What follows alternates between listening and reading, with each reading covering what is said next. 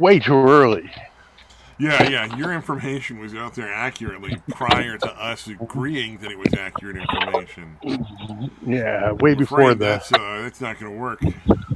the World Health Organization didn't cop to it yet. So it's not truth until they say it. The World Health Organization didn't cop to it yet. Cold here, dude. Like 59 degrees. Can you imagine?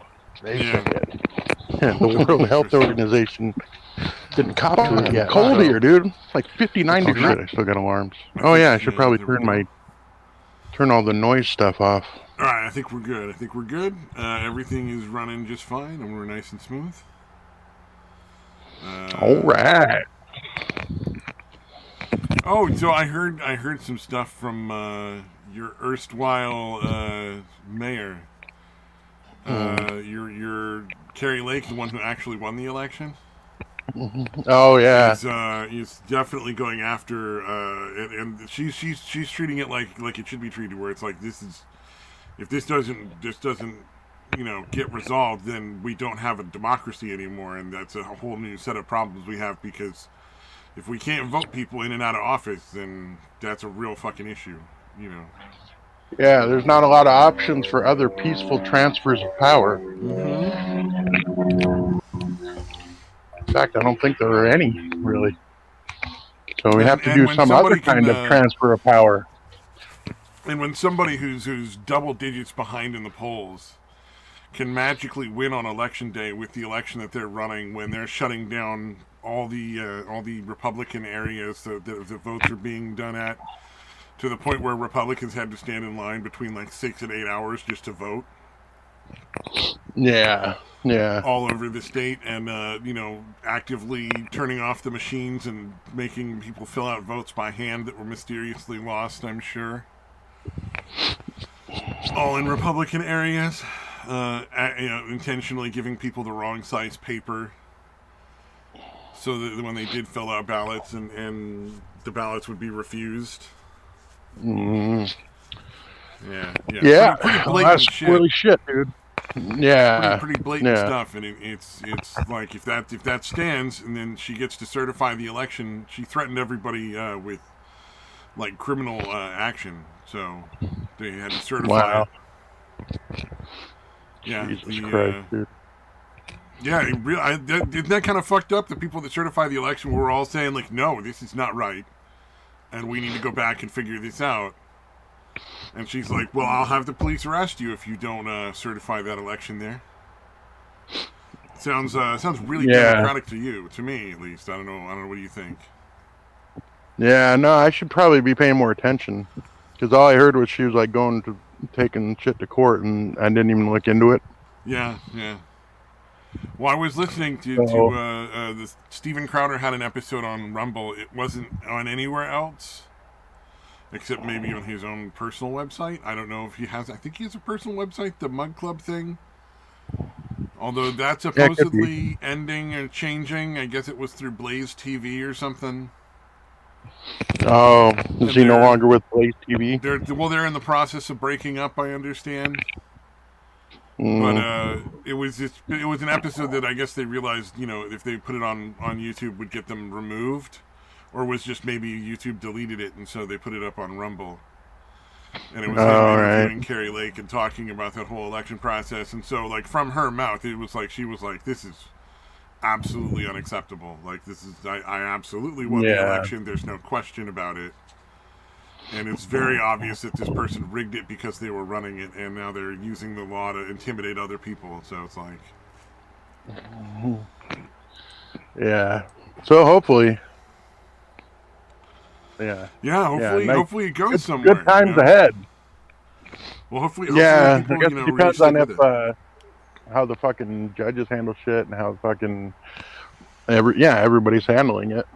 And if it looks like there's some shady shit, hopefully we actually do something about it. I feel like of all the states, like, we're one of the ones that might. Another battle of Athens wouldn't be such a bad thing.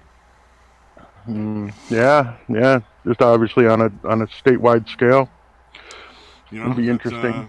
I don't see anything wrong with that. If that's what it takes to get your elections back under control and to put the people you voted into office.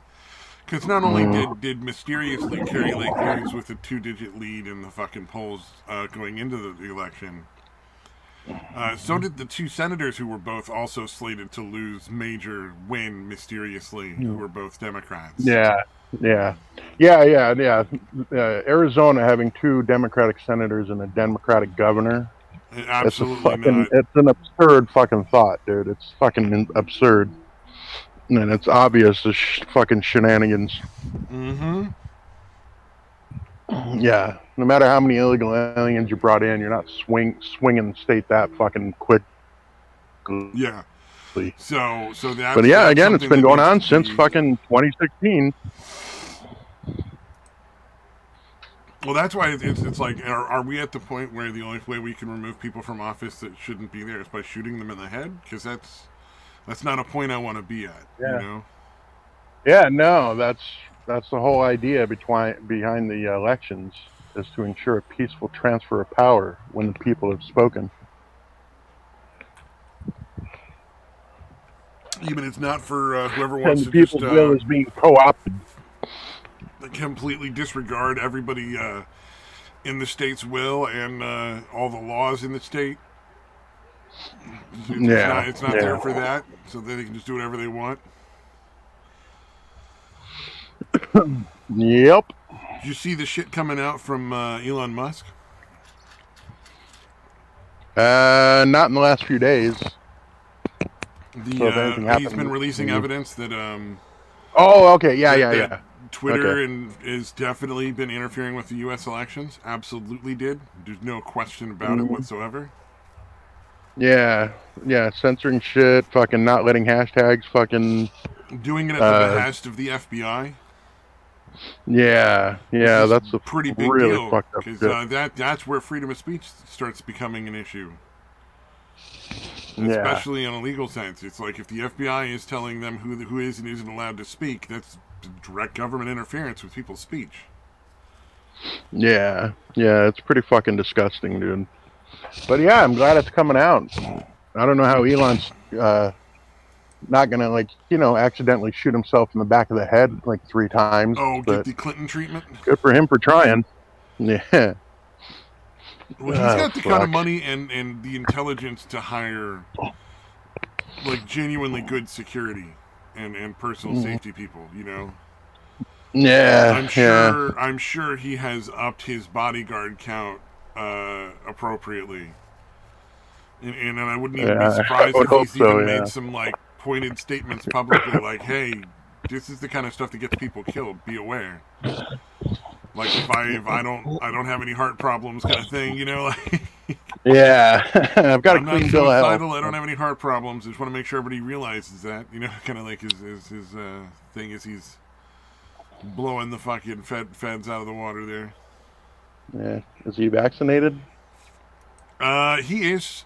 He was a huge proponent of it. Yeah. He was a huge proponent of it being, you know, the choice of each person. He just thought you should do it. But it wasn't one of those have to guys. Yeah, not one of the mandatory ones. Yeah, so everybody should be forced to kind of thing. Yeah, so him I can respect. I can absolutely respect his point there for sure. Like, yeah. That's the best thing for people. That's cool, but you're totally like down with everybody making their own decision about it. Cool. I'm in. That sounds fair to me.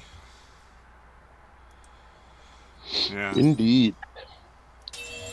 Yeah, I definitely would recommend nobody get it, but if you want to, you're free to. Don't make me fucking do it. Absolutely, go get it if you want to get it. That's. I've always been of that opinion. I just think it's a terrible idea. Yeah, I was gonna say it's fucking stupid in my opinion, but you do you. Well, and they wonder why we're having the worst cold and flu season in a very long time right now. And it has nothing to do with COVID-19 and everything to do with the bad medicine people are given. Yeah. Yeah, so it's kind of gross, but that's what happens when government colludes with private companies to give people things that they don't want or need. Yeah, and you rush out a fucking vaccine. Again, that was my whole objection, especially early on. I'm like, okay, so this shit normally takes like 10 years, and you guys did it in like fucking less than a year? I don't want to fucking take that until I fucking know what's happening, what potential side effects there are. Right? Yeah, that is one of those things where it's just like, it seems kind of like pretty self-explanatory as to why that might be a concern for people. It's like, oh, you know, Trump said it was a good idea. The funny thing that gets me is you had all of these people who were like, I'd never take that vaccine because Trump made it. And then the second Trump's out of office, they're like lining up for it and saying like, you know what, if you don't want to take it, you're a criminal. And we should take away your rights, and we should remove your ability to function in the world and work a job. As if that's a reasonable thing to do because somebody doesn't want to take a medication that you decided is good for them. Let's get this over with. It's like, so everybody who works at CVS and tells me that I should be taking this, was it fucking creatine powder or whatever bullshit fucking joint powder that they sell? Yeah. What's it called? It starts with a C, I think. Where everybody's like, oh, you got to take this supplement. This supplement's going to fix your joints and make everything work better, and you're going to be healthier and happier. It's going to be great, guys. It's going to be great. Creatine is for like muscle shit, isn't it? Is it creatine? Creatine. Yeah, I think creatine is like sort of like steroids, but without being actually technically steroids or something like that. Yeah, I mean it's usually in powder when you get it. So I don't know if that is what it is or if it's something else, but. There was another one that started with like a seed that they were selling, and it was like you know, take chondroitin or something like that, and you take it. It's like every dog needs it all the time, and every little kid needs it, and every grandparent needs it. And fucking cures blindness and diabetes and all these things by magic, you know. And it's like this kind of bullshit's out there all the time, and I mean, imagine how dark that path is. Because, you know, how many of these supplements that people have all been told were really good for them kill people, like fen-phen and shit like that, you know? Yeah. Pretty fucking nuts, man. Yeah, it's extremely dangerous if you think about it. And it's like, you get these it's pretty irresponsible. Like, well, now that my side's in charge, this makes perfect sense. What's your problem? Right. What do you mean? Yeah, I'm generally going to be skeptical of anybody's pushing like that. Oh yeah, well I mean I'm not. I mean look how long it took me to get a smartphone. Shit. I'm very good at waiting for things to be proven. Yeah, I hear you.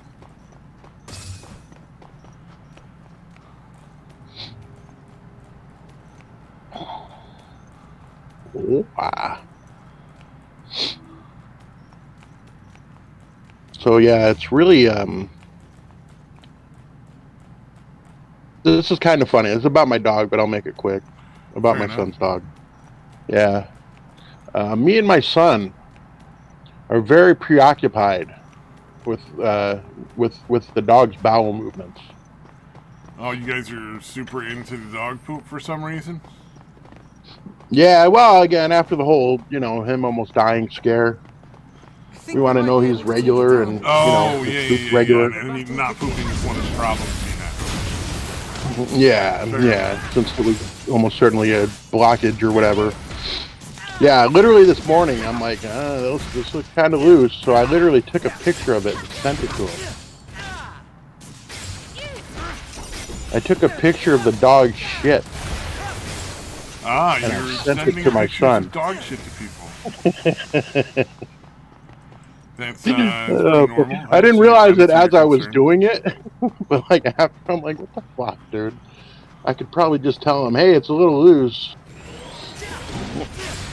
You know, Oh give him my something God. fibery. That was a good workout. But I'm like, no, look, see, it's kind of hard to describe. So here, it's not quite because like I use like code words for it. Basically, I'm like, yeah, it's basically like soft serve or like frozen yogurt Now this one, consistency. I think we can handle. You were really into Yeah. that poop, man. The dog seems fine though, Well, as far that is as good. That is good. the actor. Yeah, it is. You know, Yeah. it's pretty scary when the dog is gonna stick that young, especially. Yeah. I'm glad because, dude, it was so hard to give him Maybe he'll the stop eating the anti-nausea spicy shot. buns. Yeah. Oh, and now, dude, I'm constantly like, anytime because he's always fucking chewing on something, and like he'll find a branch or a fucking, whatever in the fucking yard. So now I freak out every time he grabs something like that. And I have to like chase him down or I have to entice him with the Oh, fucking you don't want tennis him ball. to eat the Or fucking whatever. branches and stuff. Okay. No. Yeah, yeah. It's no longer funny when he's chewing on rocks, that kind of shit. Ah, he's just Now this confused. one, He's like, why are you I think suddenly we an can handle. asshole, man? Why don't you let me chew on my rocks? Fuck you. It was fine up until now. You were filming me and shit. Talking about voiceovers. Good God, that poor dog. You're constantly looking at his asshole, and you're taking away all his fucking toys. It's like Why the is worst he always abuse going ever. over it? Like every time I take a shit, he has to go over and look at it. It's fucking weird. Oh man, it's like Dan Schneider, but not with feet. Oh, I fucking Yeah. there was somebody, I forget who it was. There was somebody who was talking about that whole Dan Schneider thing, and they were on the set of one of the shows when they were a kid. Like they were one of the actors, like not a main character in one of the shows, but one of the side characters. for Oh, episode right. two. And so they were talking about when they were on set, and Dan Schneider was This one, going around with money and a camera and taking pictures of all the little girls' feet that were on set that day, Yeah. and paying them for it and stuff like that, and making it like a silly game. And their parent was like, "You don't go anywhere near that area. You stay away from that guy." And you're like, man, what an on top of it parent. But at the same time, how shitty are you that you're like, well, my kid's not going to be getting molested today, but yeah, those other kids, that's not my fucking problem. Like, Yeah. like, Yeah. come No, on, mine will man. be okay. That happens to other people's Like, kids. you clearly so know something I'll is just let wrong. them. Why? Yeah. Yeah. I'm sure it'll be fine leaving them there unsupervised. Why is it not wrong for the other people's children too? Like, why did you Yeah. not call the cops and be like, this is fucking really weird sex shit? And this is, a famous movie producer who gives a shit, Yeah. Yeah, dude, the Revenge of the Sis guys, they were fucking hard after him, dude, like a couple of years ago. Good. Yeah, like they had that I may one not of the always chicks agree on. with those guys, but they seem like pretty reasonable guys when it comes down to, like, they're not the kind of people who are like, what a monster, oh, no big deal. Like they're Yeah, not the no, kind of they people like that. again. Yeah, it was they really did help expose that shit, dude. Yeah, and They had good some for chick 'em. on that was, had gone through that shit. Fucking yeah, they weren't that big back then. Well, they're not huge now, but they got like 20 or 30,000 subscribers or whatever. Yeah. But yeah, it was early on, man. And you know what I mean? Taking on somebody like that is not No, it's not no the mean easiest feat. thing to do. It's no mean feat. It can be a pretty big deal. Yeah. Yeah. Yeah, they definitely hate cops and that kind of fucking, but it doesn't, honestly, they don't talk about that shit that much. I think back when I had first introduced you to them at that particular time, they were talking shit on cop heavy, Oh yeah, but it doesn't yeah. really come up that much. Well, and the thing is, like, it's really hard to keep in mind, but people really need to keep in mind, like, that there are good and bad police. You know, not every cop is good, not every cop is bad. Yeah, indeed. And so Plus, dude, Alex it's not Jones, they've about... gotten Alex Jones on the show like fucking twice now. Oh yeah, nice. Yeah, Alex that's pretty Jones fucking nuts. is fucking crazy, but my God, if you'd seen the look on his face when he was interviewing Kanye, He was so, dude. It was is like, very oh, bizarre. this is what it's like when they're talking to me. Okay, I get it now. Oh, is this how Rogan feels when I go off and he has to fucking stop me? Yeah, it's pretty fucking entertaining to watch. Like, Yeah. You're like, wow, I didn't think Alex was capable of being truly uncomfortable, but talking about loving Hitler will fucking do that. and he gave him so many. Oh, outs, so you like too. the aesthetic of it? Like you like the uniforms and stuff? He's No, like man, I trying to make love it- Hitler. He's trying to laugh because he's like, this is so funny. We're joking here. This is not. Nobody really likes Hitler. That's not cool. Oh shit, that was 5 years ago. Fuck. Okay, never mind. So it was like 5 years ago when they were going after him like that. Oh, There's a man. couple of their old videos, but yeah, just looking at it, I don't know why I thought it was only 2 years ago, but yeah, it was like 5 years ago. That is an interesting thumbnail. What is? Yeah. Oh, are you on the? I just posted a couple of the videos from Revenge of the Sith back then when they were going after Dan Schneider. Okay. Yeah, and The second one, I'd though. heard about Dan Schneider before Revenge of the Sith were talking about him for sure. Yeah, I guess there were kind of rumors about it, and then yeah, they finally found out like how bad it was. Yeah, one of the people I used to know was way up on that, like way before anybody was. And they brought in some articles to chat about and regarding Dan Schneider, and it was like, holy shit, like this guy is really fucking scumbag, and like nobody seems to give a shit. Yeah, well, not Hollywood, because obviously there's a lot of them fucking types in Hollywood. Yeah. I feel like anybody that's working on a kids show that is like excited about, like, besides just being a cameraman and it's your fucking job, or working on the crew, like anybody who's going out of their way to work on children's shows, I feel is suspect. Like, there's going to be some people that just genuinely like working with kids and have no interest in fucking them or looking at their feet or whatever. But for the most part, I feel like the odds are to be of that mindset now. Yeah. You know what I mean? Like, it really kind of sucks that there is no. Well, for the ones that are. Yeah, you're almost like assumed that guilt is almost assumed. Like you almost have to prove your innocence if you're working on a fucking kid show. Mm-hmm. But I don't like that as a society we've got to that point where it's so much of a problem that it's an assumption already. Yeah. Like, I'm going to be surprised if you don't want to fuck kids if you're working on a kid show. Mm-hmm. Wow, really? You just want to do good shit for kids? Okay. You don't want to fuck them or anything? All right. You just want to entertain children. All right. Well, I'm baffled, frankly. I don't know how to handle this. Yeah. It is not the norm nowadays, apparently.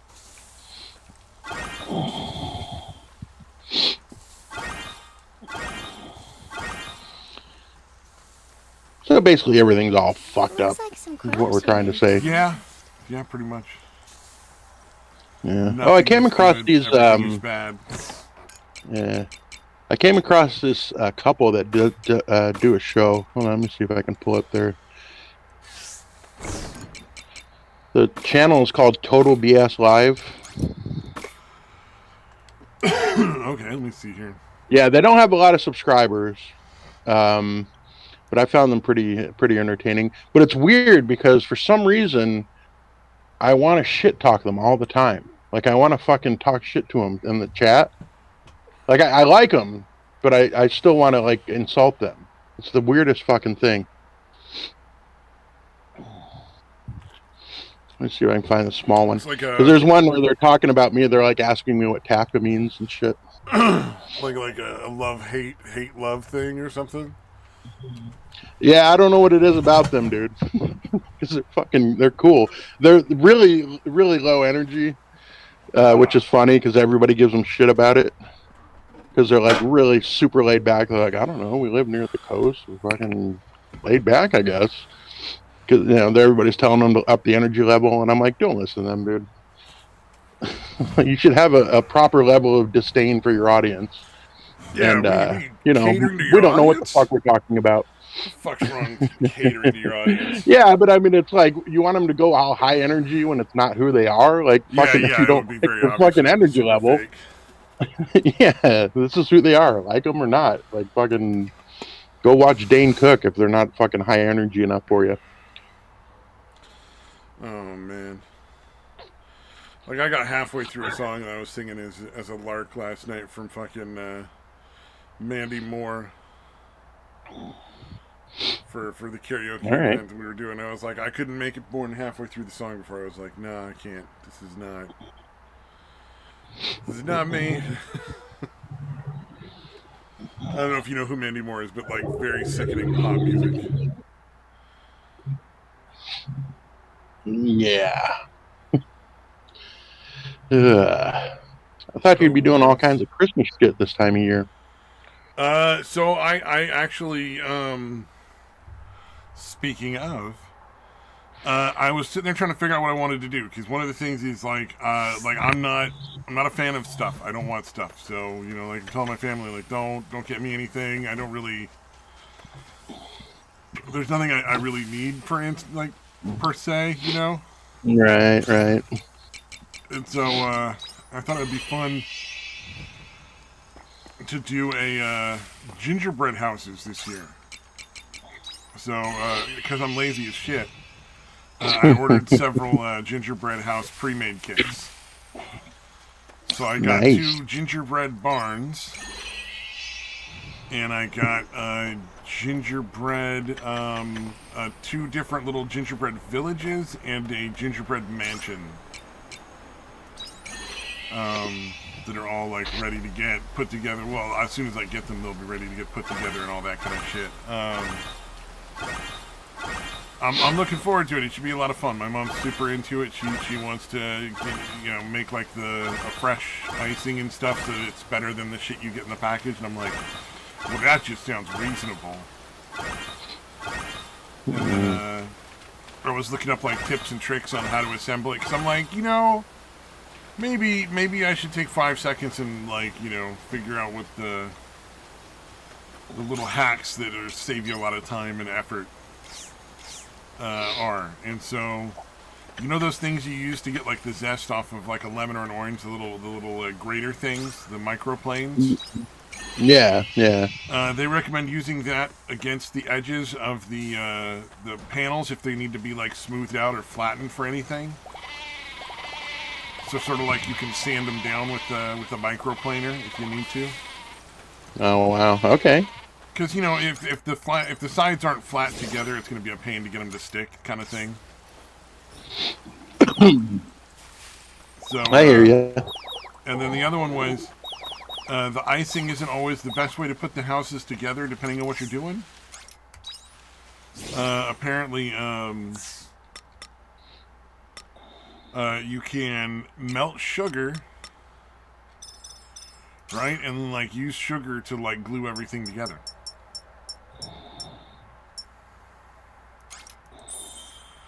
So that seems kind of cool to me. I think that might be a little excessive, though. So I'm thinking what we might do is if the frosting doesn't work to put them together, we will probably use like melted chocolate to put them together. Because that'd be pretty simple sort of task there. Yeah. Should work pretty well. Solidifies nicely.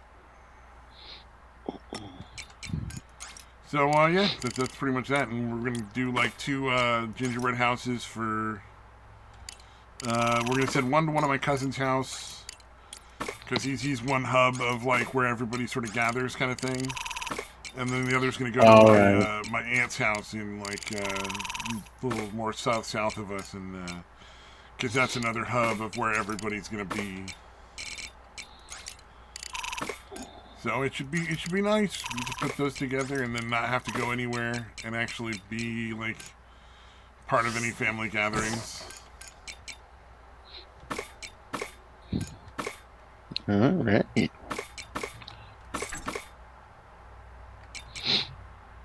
But yeah, I don't know why this year I for some reason I don't give a shit about Christmas, which is very strange for me. Yeah. There's no Christmas feeling. Everything just feels like shit. Yeah. Yeah.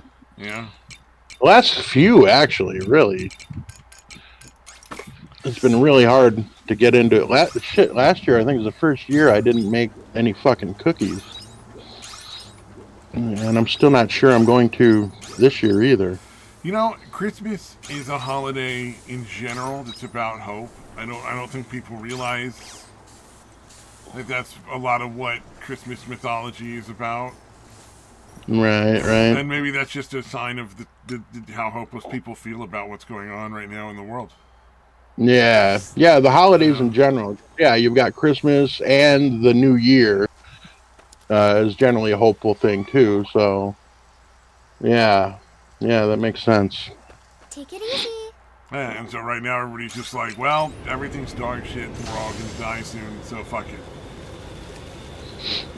And that feels like a pretty unsafe place to be, in my opinion. Yeah. Oh shit! Did you see all this shit on?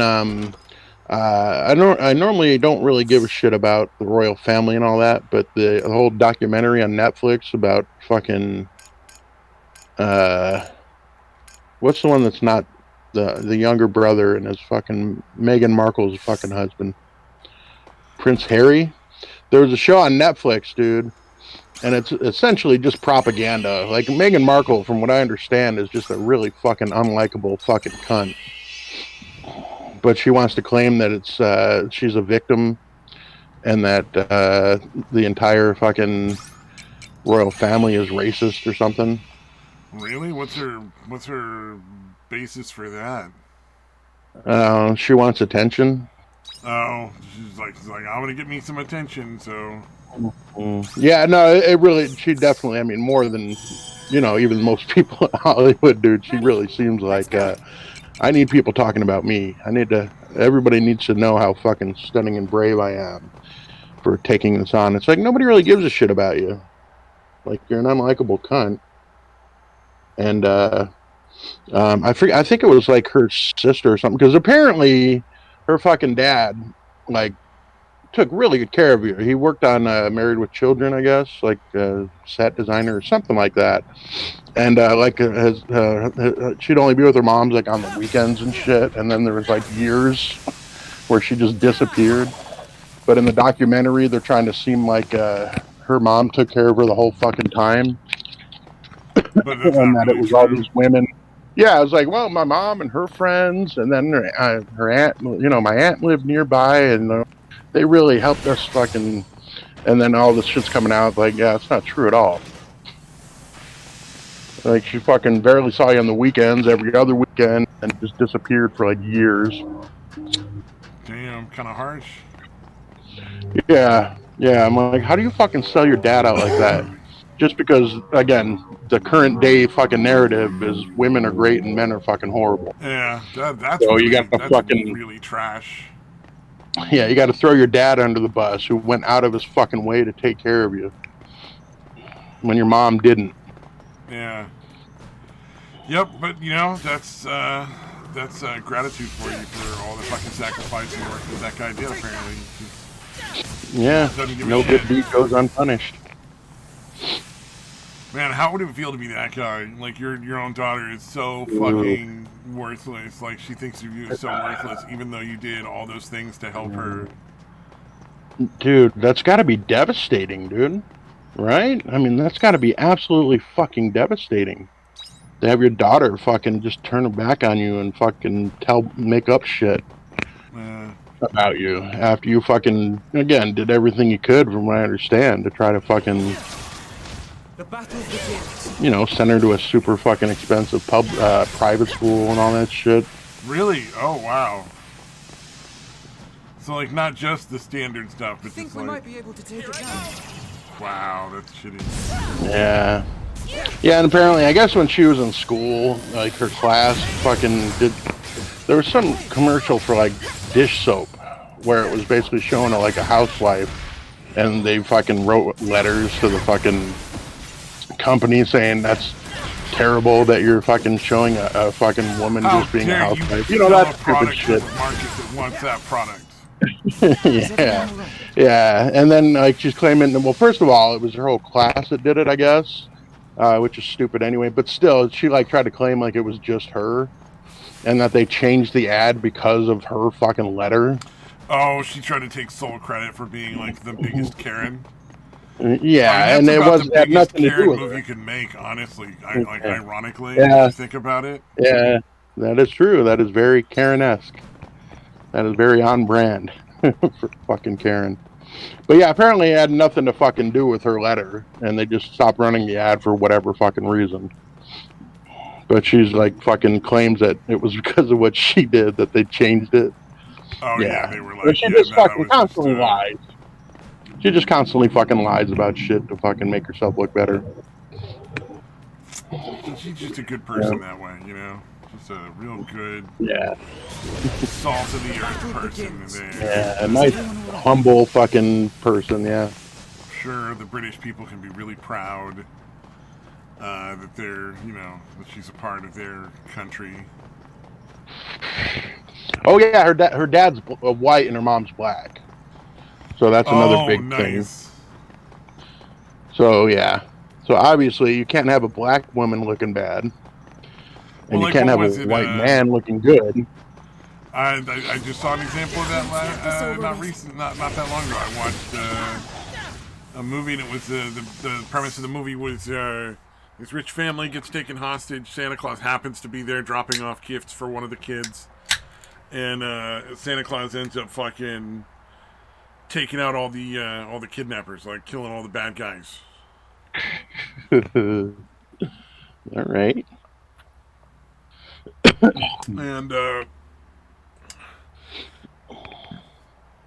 there's the whole family, like grandma. There's two daughters, or no, there's a daughter and a son, and then they're each married, and then they each have a kid. So, what is that? Right. 1, 5, 7 people all together in the family. Right. The daughter's husband eventually runs off because he gets an opportunity to, and tries to get the security team, and then it turns out the security team also is in on the kidnapping, so they just kill him and like leave him out there on the fucking porch. The little boy is just an absolutely awful person. He's like 13-year-old influencer type. So he's like Okay. hashtag blessed, living the fucking charmed life. Jesus, dude. Because they're obviously, fantastic. they're obviously a very wealthy family, or it wouldn't be any reason for them to be taken hostage, right? And, Right. So the daughter and the son are both like really hapless, and they're both white, and the grandma's white because that's rich evil people are white, and the grandma's an evil white lady.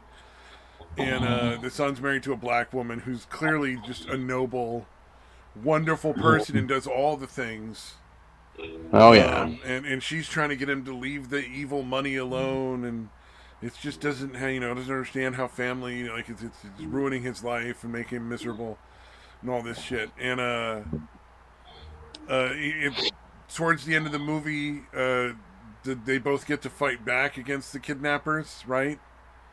But the dad can't kill anybody because he's a white guy and he can't do anything. So everything he does is ineffectual and pointless. And the black lady's the one who kills like 2 guys that are bad guys. Right? And the daughter, she's also a magical black woman. So she does some like fucking Home Alone shit and murders one of the bad guys. Which is totally cool. She watches Santa kill some people too, and she's into that. and we're totally all right with that moral fucking thing right there. It's just like, oh, Santa's gonna murder some people with a hammer. Yeah. Nice. Oh, look at that skull get crushed. But she kills one of the guys with traps and sets up another lady to get murdered. And, like, she gets her, like, so that Santa can just walk in and kill her without having to, like, do any actual fighting kind of thing with her little traps. All right. And it's all because, like, well, the only thing that I was really shocked me was that Santa was a white guy. Yeah, I was gonna say, did they actually make Santa white? Because all the other white people in the movie couldn't do anything for any reason. Okay, now in this, was he supposed to be like the actual Santa, or like just like a mall no, actual Santa? Santa Claus. Yeah, actual Santa Claus. Okay. And it showed him as having a past of being a Viking warrior, which is not at all the mythology of Santa Claus, but was fucking great for the sake of the movie, because then he had like this whole warhammer in his fucking memories, and then he finds a sledgehammer and goes fucking crazy, murdering everybody. Fuck. Although, isn't that one of the like Viking? Isn't it like the winter solstice or something? What the holiday actually was for the pagans or something? I don't know, because almost every culture has had that sort of thing. You know what I mean? Like, that's not a unique to any culture.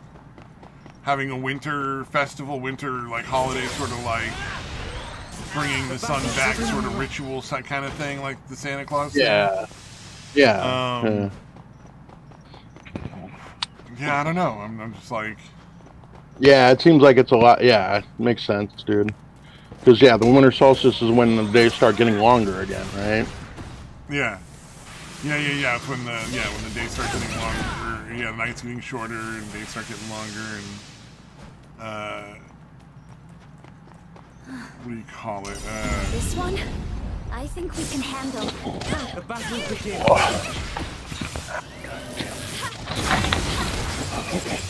And then, like, you start planting crops and stuff, because they're going to start growing all that shit. The other part that sort of, like... All right. There's, like, the winter crops start going in. Yeah. So, I don't know. I mean, maybe it's based off the Viking one, maybe it's based off a different one, but, like, one of them, I'm sure. Yeah. He co-opted a lot of real fun stuff. Yeah, pretty much all the holidays. The fertility festival for Easter and all that shit. Yeah. Well, I mean, if you're gonna steal the good stuff, right? I mean, don't go fuck yeah. Well, I mean, it's not even stealing it just to steal it. It's basically to entice the pagans to become Christians, because you're gonna fucking honor their... You're gonna fold their holidays into Hey, guys, welcome to our religion. I think we can handle. We got all the same shit you had before, plus this. Like... we'll do something with the bunnies. We got Winter Solstice Festival as well, man. What are you guys worried about? Yeah, you can still do the whole bunny thing, whatever. You guys can still everything. There's eggs. We got eggs. Everybody likes eggs. It is a great symbol for fertility. I don't think bunnies lay eggs, but, close enough. I mean, besides the Cadbury bunny, of course. Yeah, true. Yeah, they've been sneaking into other holidays, too. They had fucking, That was a good workout. harvest eggs. For the Cadbury, the mini eggs. They did, like, harvest eggs for like, Halloween and shit.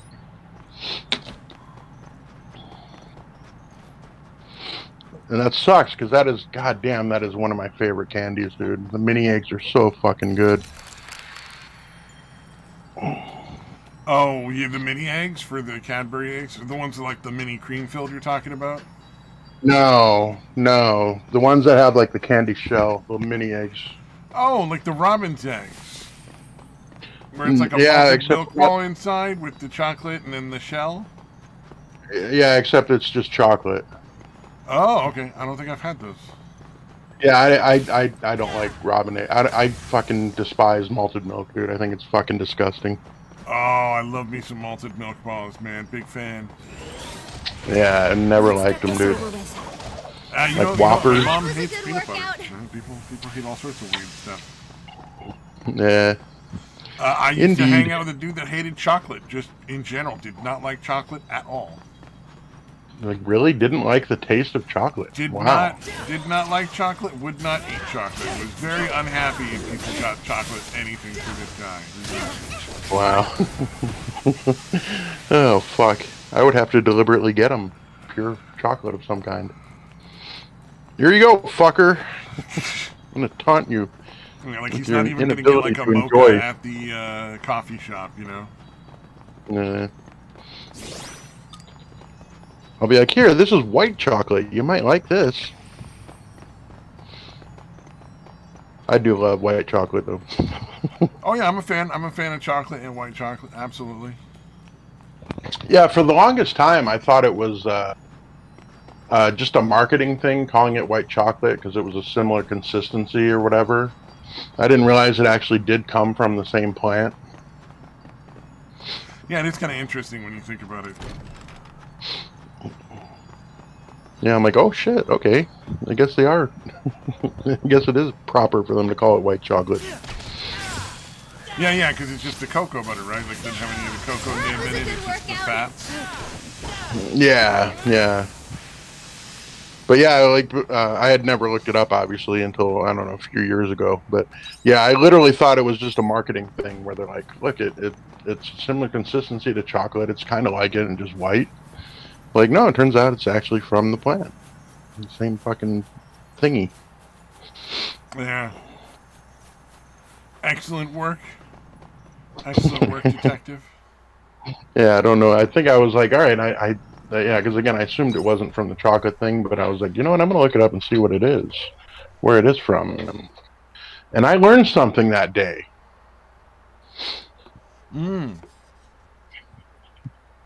Like the Grinch, right? Fucking Your idiot. heart grew 3 sizes. Yeah, my knowledge of chocolate grew 3 sizes that day.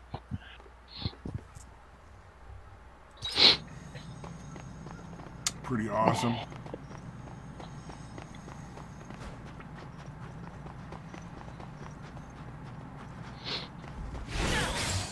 The battle. Yeah. Think of what else is going on right now in the world. The whole Peru thing kind of didn't really go too far. Oh, the guy trying to seize power or whatever. Yeah, the guy that was like, I'm gonna dissolve Congress because, and they're like, you got anybody to help you with that there, buddy? And he's like, nah, and they're like, we're just gonna throw you in jail and execute you then. Weird choice. Yeah, no trial. I would have thought he would have had partners in this, but apparently not. He's just stupid. Yeah, man. You gotta at least have the military on your side. I mean, that's fucking day one shit. Yeah, that was the one that Yeah, got the me. Was just cooled like, up why military. would you not get the military on your side for your coup? Because, like, what? How else did you think that was gonna work? Did you think the Congress was just gonna be like, oh, well, I guess we'll just give all our power away then? You know, like. Yeah. Yeah, go ahead. You don't need our help. Go ahead.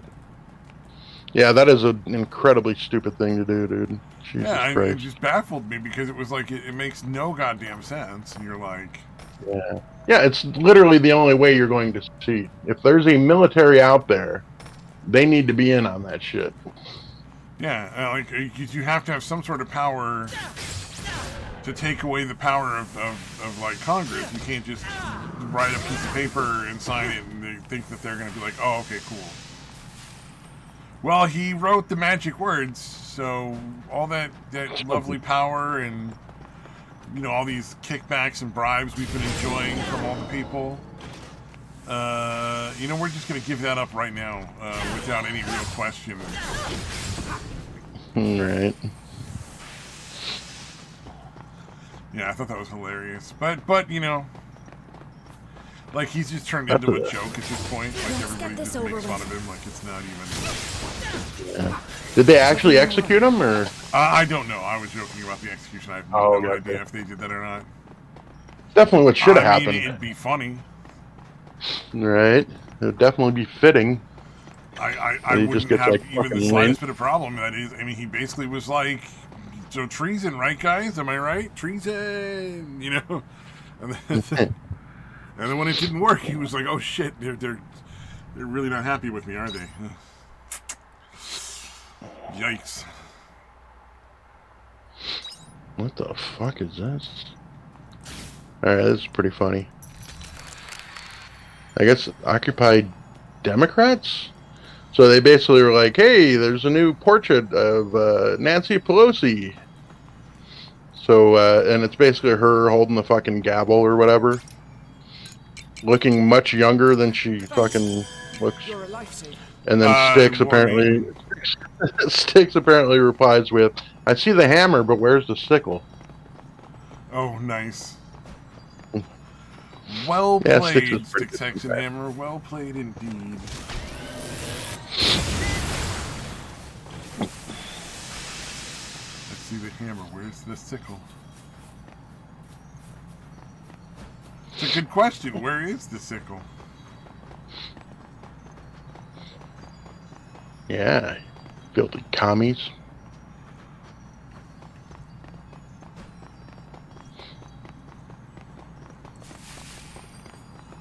Man.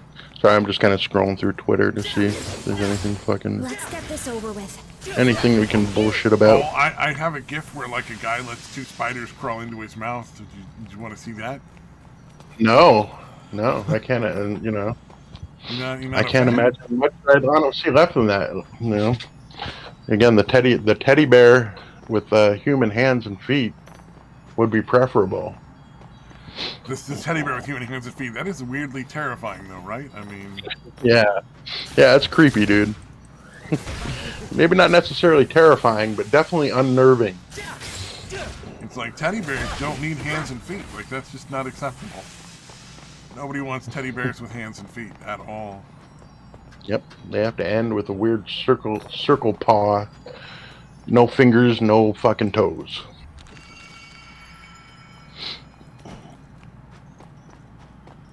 Circle paw. What's a circle paw? You think we might be able to take it down? Yeah. Yeah. Henry Cavill is out as Superman. Oh, they're not gonna have the Superman anymore? No, I guess they're saying something like they're doing like a young Superman, so they're doing somebody else or whatever. Yeah, which sucks, man. Because Henry Cavill seems to be one of the few people in Hollywood that's not a other than total Christopher douchebag. Reeves, he's the only person I've ever thought could really play that role. Yeah. But yeah, well, you heard about the shit with The Witcher, right?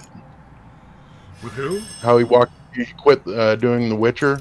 He quit playing The Witcher. I heard The Witcher turned into a basically just total dog shit.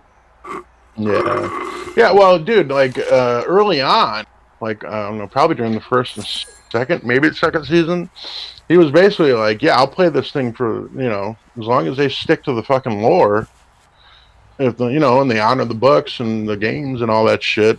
Because he's a fan. Of course, immediately were like, what lore? Yeah. And so basically, he's like, "Yeah, I'll do this for all 9 seasons, as long as they stick to the lore." And he's out after 3. So guess what happened? Not at all surprised. Dude, like one of the people that used to write on it was like, yeah, the people that were fucking the writers for the show would openly, like, they fucking despised the fucking source material and openly mocked it. Oh, well, no wonder. Like, why would you be writing on a fucking show like that if you have open, like, if you dislike the shit you're fucking writing about and you just want to write your own fucking woke bullshit? Yeah, that is kind of sad. Yeah, it happens so fucking much lately, dude. It's fucking bizarre. Well, the thing is, Like, these people nope, have gotta be all about no women. originality, no personality, no creativity of any Yeah, kind. And so yeah, it's just like this never-ending blur of mediocre dog shit, you know? yeah.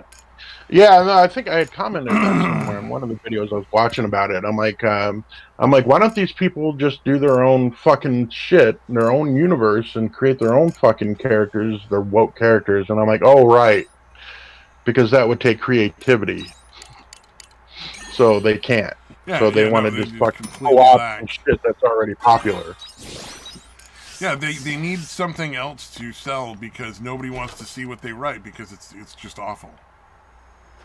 It's boring. Yeah, It's yeah, poorly done. Like everything about it is just wrong. And they're like they want like that. Well, that's why they want equity. Is they know that they don't have any actual value of their own, so they have to basically leech off of somebody else's value to make money. And for whatever reason, that's what's being supported by the people with wealth and power right now. So it yeah, works. yeah. Yeah, the BlackRock guy apparently is kind of behind all that shit for the most part. Yeah, fucking rat He finger. has so much fucking money and power at this point that he's like, oh, you want to get a loan to make your movie? Well, it's got to be fucking, woke and female centric or whatever. Yeah, which is unfortunate. If anybody had the ability to execute that, man, I would say that they should do it. That would be a good idea. Yeah, yeah. Yeah, honestly, I don't see any other way out of it, dude. I don't It's see fucking, anything it's fucked up. immoral about it. That guy doesn't really have any reason to be alive. And frankly, Well, that's deserves the to be dead thing. for a lot of the shit he's done to a lot of people. So, Yeah, yeah. not that Yeah, we're and actually one's advocating gobbling this, up it's all the also fucking, allegedly in Minecraft, and haha, we're joking. that's peaceful solutions are the actual answer. Yeah, no, we would Wink, never. wink, nod, nod. But if something tragic were to happen to that guy, I mean, I don't know, struck by We lightning certainly wouldn't or cry. something. Yeah, yeah. We would not count it a sad day.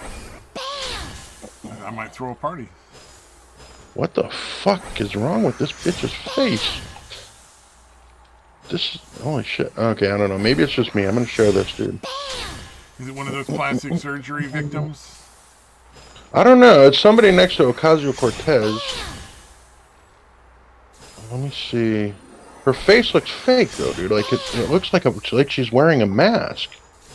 Probably plastic surgery or Photoshop, then I would imagine. I don't know. Maybe it's me, but I don't know. I just posted it if you want to look at it.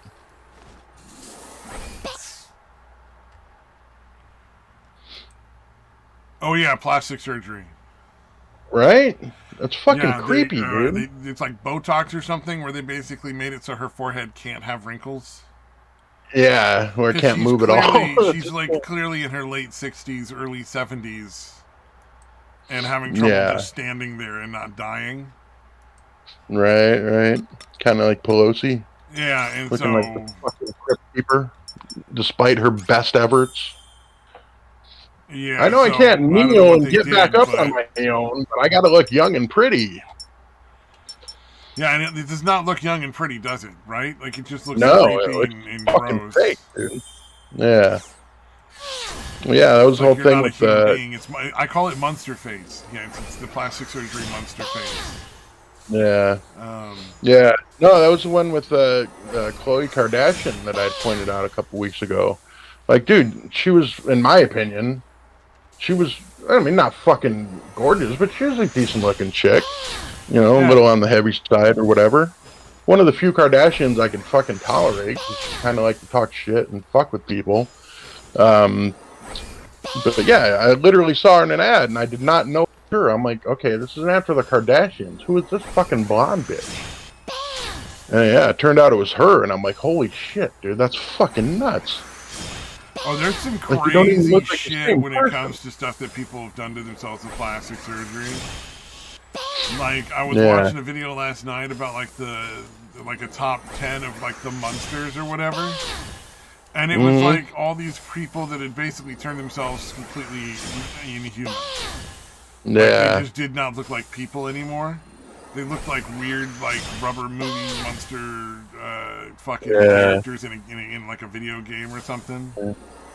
But, Yeah, and you would think after you saw what happened with Bruce/Caitlin, like he had some really botched fucking plastic surgeries back in the day. dude, there's so many people who've had so many bad surgeries and people still go out and get them.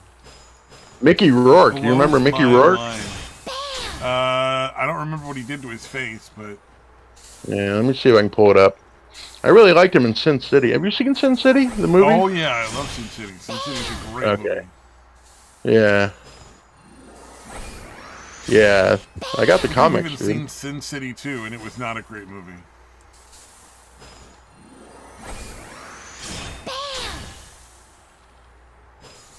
Before or after plastic surgery. Yep, okay.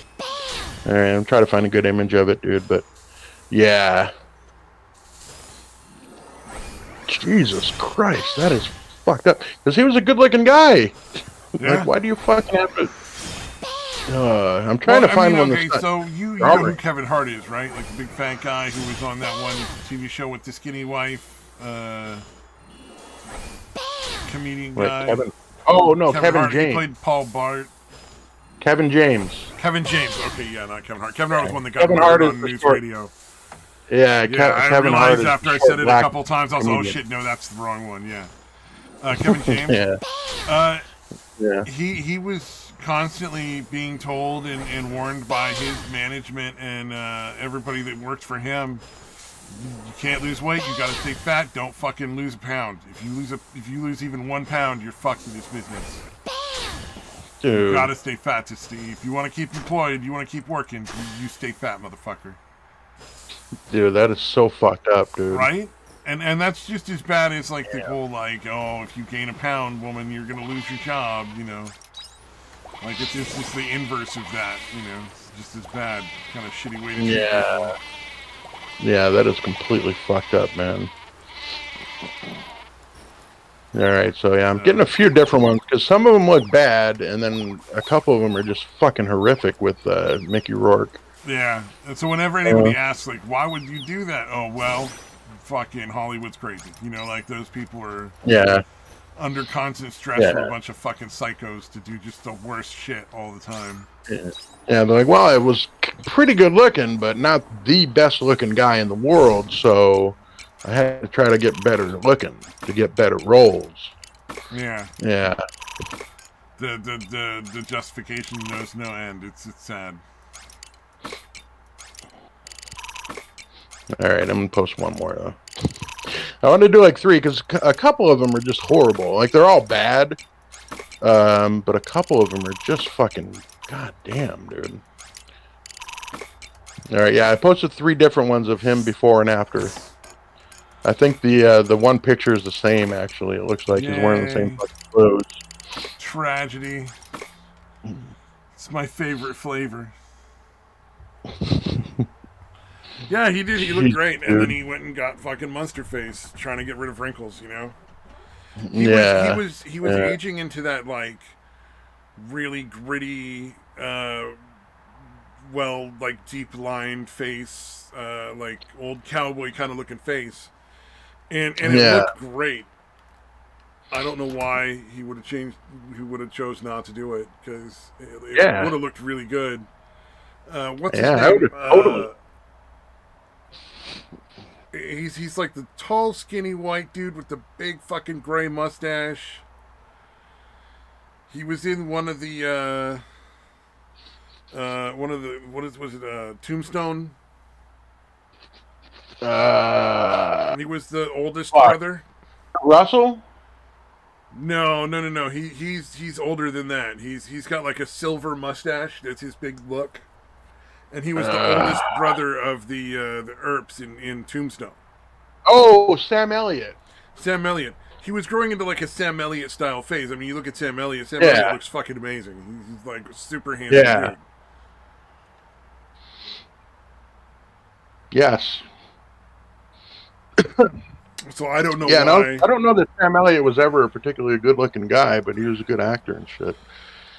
Yeah, I remember Oh him. no, Dude, he, fucking yeah, chicks fucking dig that, dude. You'd be amazed. yeah, yeah, He yeah. he's super good looking. Women really like that look. Okay, You gotcha. know, he might not be scoring a 20-year-old, but in the 30 and 40-year-olds, he could fucking have his pick. Yeah, It's and again, probably he's 60. famous, so he could probably still pull the 20-year-olds, at Well, least yeah, temporarily. I'm telling you, man, it's crazy. Yeah, yeah. Especially, well, yeah. There's plenty of 20 girls in their 20s with daddy issues, so And there's lots I'm of sure he could do people, it. and there's lots of roles in Hollywood for that wise older man kind of look, you know. Yeah, yeah. I loved There's him not as so the many for a narrator wise in. older woman. Unfortunately, women just Yeah. aren't as in demand when they get older in Hollywood, but men are definitely still Mhm. very much in demand when they get older Yeah, because yeah. they Sean need Connery, somebody to dude. advise the hero on the hero's journey, you know. Indeed. Yeah, he was the narrator in The Big Lebowski. Yeah, exactly. Yeah. That was pretty fucking good. I mean, it was mostly voiceover shit, but he got a scene in there at the end. Yeah, and he's always a lot of fun. He was in that.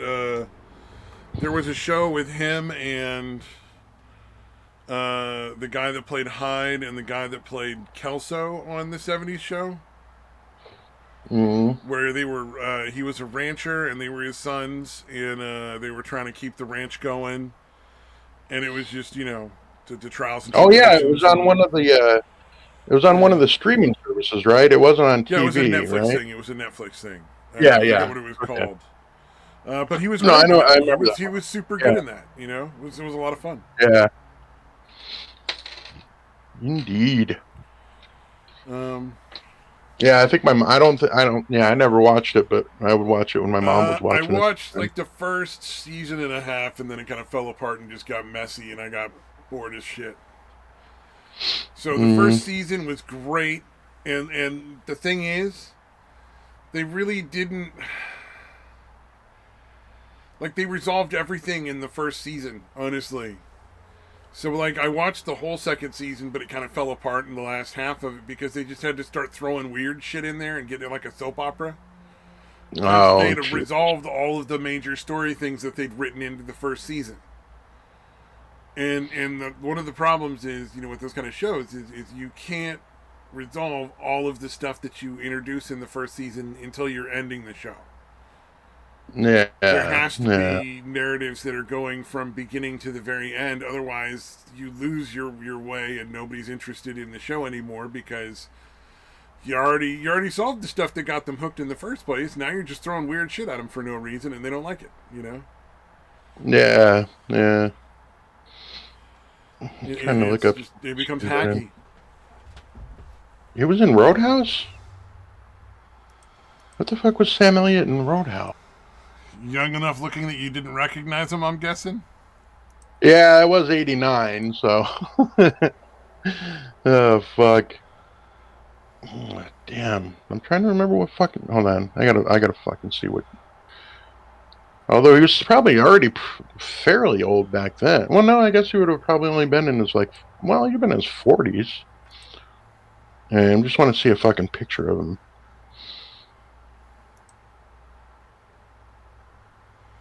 Oh, I think he was his dad or something. Yeah, I don't know. No, I don't want the fucking app. What is it with old men in Hollywood in cowboy hats? Why is that a fucking thing that they have to wear? Like, they reach a certain age and they're Weird. like, fucking... I need to fucking put this horrible hat on my head now. All right. I guess, dude. Yeah, old cowboys are sexy, dude. Okay, so yeah, he's dancing with the fucking doc dick. There's a scene with Sam Elliott's dancing with the chick that's constantly patching up Patrick Swayze. Oh, really? Okay, yeah, I don't, dude, that's fucking weird. I don't think I've watched Roadhouse, I think, one time in total. There was a Roadhouse 2? Wow, that might be fun. Yeah, Swayze's not in it. There's a surprise. Oh, Why would Swayze pass up an opportunity to be in that gem of a film? I can't imagine. What a I don't terrible fucking choice, man. Yeah. Clearly Roadhouse no is a good business movie. sense But there. I don't know where you fucking go with a sequel, though. That's just literally just strictly cashing in on the fucking name. Yeah, no, definitely. Yeah. That is Hollywood, man. I think the thing a lot of people tend to forget about Hollywood is it's not really about art. They're just making money. Yeah. Their product They're like, happens well, to be art, but they don't give a shit. Like, yeah, people seem to like this one, so let's make another one. Look at all the fucking Adam Sandler and Bruce Willis garbage that have come out over the last couple of years. They don't give a fuck about art. Yeah. Like, I mean, the Adam Sandler ones are somewhat better. They're watchable, at least. Yeah. But nobody's going to confuse that with, like, legitimately, like, a passionate piece of work that, he really put a lot of time and energy into.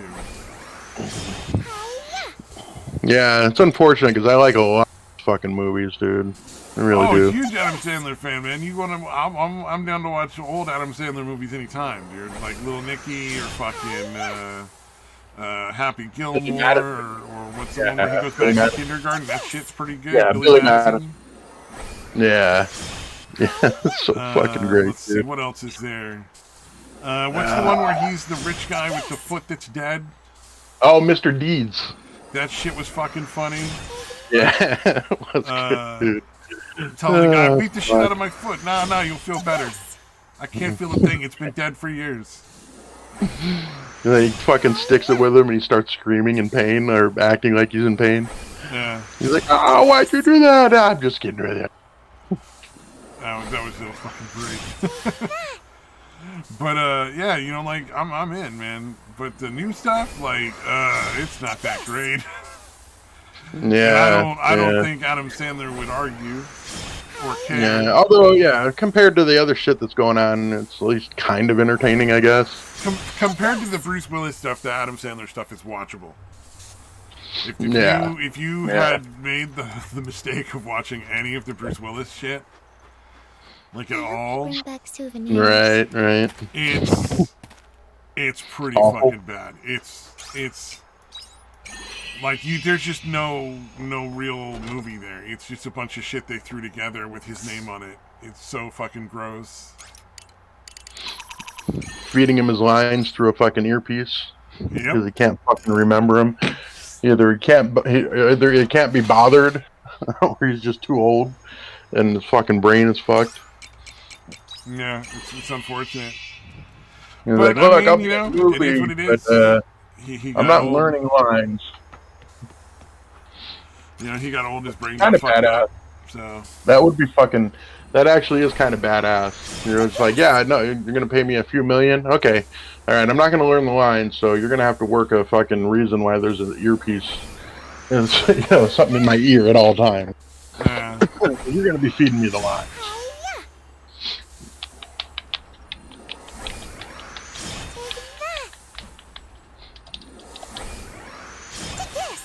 So good for him, I guess. Sort of like the Cameron Mitchell of modern day film. I have no idea who Cameron Mitchell is, dude. So in all the old, really shitty movies, Cameron Mitchell played like cops in a lot of them. And God. I believe he was originally in Star Trek. Oh, okay. And his career just never really went anywhere, so he was kind of stuck being an actor in a bunch of shitty fucking movies. And he just got progressively drunker as the films went by. Nice. So they're just like, all right, we're going to have to call the character Drunk Cop because he's not going to be able to get in here at this point. Yeah, and he would just like, so like, there's movies where like the entire film he's just sitting in a desk never leaves his desk, and probably is incapable of leaving his desk because he's clearly way too fucking drunk to be walking anywhere. Nice. And so you can kind of have an idea of like how long, what year a movie came out by what like degraded like set of like how fucking bad Cameron Mitchell was. Is he in a movie where he's not playing a cop, so he can't sit at a desk, so he just stays on a couch the entire time? What's going on? Because it was just like, this is a name that will sell like a shitty, horrible action flick, you know, or horror movie, or whatever cheap piece of trash is. Slapping his name on for money. Known for his roles in numerous exploitation films in the 70s and 80s.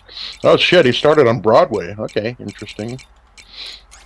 Before appearing in several major features. It says, yeah, in the 70s and 80s, known for his roles in numerous exploitation films. I'm trying to... All the pictures are fucking young him, though. I'm not recognizing Maybe he him. wasn't on Star Trek. I could have had that wrong. Yeah. No, that's fine. I just wanted to try to figure out if I knew him from what I knew him from, because I assume I've seen him in shit in his older days or whatever. I thought I was already on him. Oh, I told you about the Ryan Reynolds, Will, what's his name? Oh, I can't remember his fucking name. Okay. He looks like he'd be a good villain. He looks like a villain. Cameron Mitchell? He's never the villain, though. That's crazy. I don't recognize him, dude. Shit. I've definitely seen some older, him as older. Okay, fuck it. Doesn't matter. Will Ferrell? Yeah, Will Ferrell and Ryan Reynolds movie where it was like the Scrooge takeoff. I think I talked about that.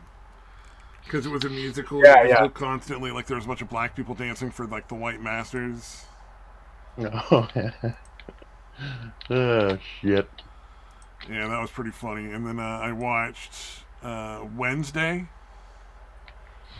which is a series based on the Addams Family. Obviously, Wednesday Addams. Right, She right. attends a private school, and it really kind of loses touch with being an Addams thing at that point. Oh, wow. And then it's just a woke woman thing, I heard? Something like that? It's pretty bad in a couple of spots, but for the most part, not really. Oh, okay. Because they're too bad at writing. So, But, yeah. It's really funny, because it's like Addams Family member Barry, Addams Family member Barry, and then just bizarre shit keeps happening. And, like, the school has, like, vampires and werewolves and other creatures, like, that are kind of, like, interspersed amongst them. She's, like, an outcast. They all go into this whole outcast thing. Everybody is, like, a minority of some kind, almost. It's crazy. Wow. They Mexicanized Gomez instead of him being a Spaniard. Because Gomez and Patricia were like Spaniards. Right, that right. was a big part of the humor of the show was they had this hot-blooded Spaniard sort of like caricature that was super like kind of over the top and funny and a very passionate, husband. And so now he's like a Mexican and he's just kind of casual and lazy and he doesn't really do anything because he can't be important because he's a man, even though he's like a Mexican man. He's just not important. He's not a woman. Yeah. So he can't do anything. He's not a woman. He can't do anything. Yeah, he may be a minority, but he's not a minority woman. I mean, if there's a minority woman... Can't save the day. Can't save the day. It doesn't work. So, like... He's got to be a bumbling fucking boob. The best part is they keep trying to rub in the whole Mexican thing. And, so they picked a guy... Oh, I gotta just get a picture of the fucking cast of Wednesday for you.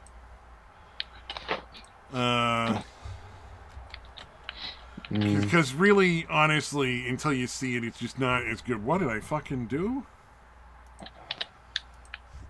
Yeah, it's going to be... might have a little difficulty if you just type in Wednesday into a search engine. Picture of the cast of Wednesday. He's Luis Guzman. Oh, that dude, he's in a lot of shit, right? He's not a bad. Like, here's the thing. I don't dislike the guy. I don't even dislike him in that role. I'm fine with him in that role. But my God, they made it so fucking racist. Yeah, he's never like the literally star. like but constantly he's always- being lazy and shit, and then you're like, all right, come on. And then like there's a scene where they're you can see him. He's the guy in the red suit. There's this scene where they're at like a lunch buffet, and he turns around and his plate for the lunch is just 3 tacos. Like they're not even serving tacos on the buffet. They literally go through a whole scan of the buffet. There are no tacos in the buffet, and he somehow just has 3 tacos, and you're like, fucking really? Plus, Yeah, plus him being like a fat waste of space, like that just doesn't work for Gomez. I love the actor. I've seen him in a lot of shit. I fucking love him and he's great at what he does. Yeah, he's like a fucking like not Gomez. a minor role in all kinds of shit, in all kinds of fucking movies and shit. And then over his he's really shoulder, good. between him and the little boy on the next to him, the guy behind them is Uncle Fester, and he's just fucking terrible. What the fuck? He just Fester. Yeah, that's. Wait, Uncle is that what Fester. he looks like in the show? Does he have hair? What the fuck? Wait, he's wearing a are you hat. talking about? Yeah, he's wearing a hat. No, he's completely bald. No, Okay. he's wearing a fucking no. All right, I wanted to make sure. Well, I mean, yeah, before I zoomed in though, because I'm looking at my phone. Give me a moment of panic, man. Jesus. Yeah, no, it's not even a hat. It looks like Fester with hair. How the fuck did I not see that shit? You know? Yeah. Yeah, it looks like it's a beanie, right? It looks like, I don't think it's even a hat. It looks like, I think but it's he is beanie. bald in the show, and he has a good look. As far as like the fitting the look of Uncle Fester, it just, I don't know. So like Addams Family was always sort of like tongue in cheek, right? Right. But in this show, people are dying left and right. You know what's a good look? Actually seeing the game that you're playing instead of listening to it. Oh, did I not turn that on? No. You fucking No. boomer. Fucking boomer. Your fault. I boring. blame you. Huh? My fault. Where'd all the veggies go? Yeah, I don't know. Ooh, I got a good picture I can share with you. You can add it to the thing if you like to. I took it earlier today. Oh no! Something that I sent Is it my a picture son? of your dog's poop? What? Why Yeah, you would I sound do that? so surprised, but come on now. No, I did give you enough clues that you should have gotten that. Oh, have you seen the Since I Wednesday did Addams tell you I show, did that earlier Samaj? today. Since we're gonna Yes. move off of the dog poop topic. Not more dog poop. Goddamn. Yes, I have seen the show. Let me tell you, it's at least 60% cringe. But I enjoyed the hell out of it because it's what I was expecting. I was like, this is going to be awful, and it was so awful. Yeah. I think the only thing I would give credit for is they made it a lot of fun figuring out who the bad guy was. Yeah, I mean, I suppose. I thought it was, a lot of that was just sort of boring. No, like they didn't just resolve everything super easy. They kept vacillating between at least 2 different people so that you kind of were left guessing on that part. That part I give them credit for. Like that was kind of good. The Addams Family has multiple different reboots, from the original black and white TV show to the insanely popular movies of the 90s, which I fucking love. Then there was like cartoons, and we had like an animated movie. I think they made a sequel. They were trying to make it into like a thing, like a franchise that just wasn't working. And then we have this Netflix show. It's you could tell it's a Netflix show. It's just so bloody obvious. But the thing is with the Netflix show, because it seemed like they were trying to bring in various different elements of each, and it didn't work for any of them because they're just. I think too many people today grew up on the movies, and so they needed to keep with the movies, and they just couldn't commit to that for whatever reason. On top of all that, I was really hopeful because Tim Burton was directing half the episodes. I thought, okay, Tim Burton, why not? He could make something work, I guess. And I could tell he was like hamstrung by Netflix. Well, and it was clearly the entire show was just a detective show that Tim Burton wanted to do. That was like a dark detective show. It really doesn't have that much to do with the Addams Family, honestly.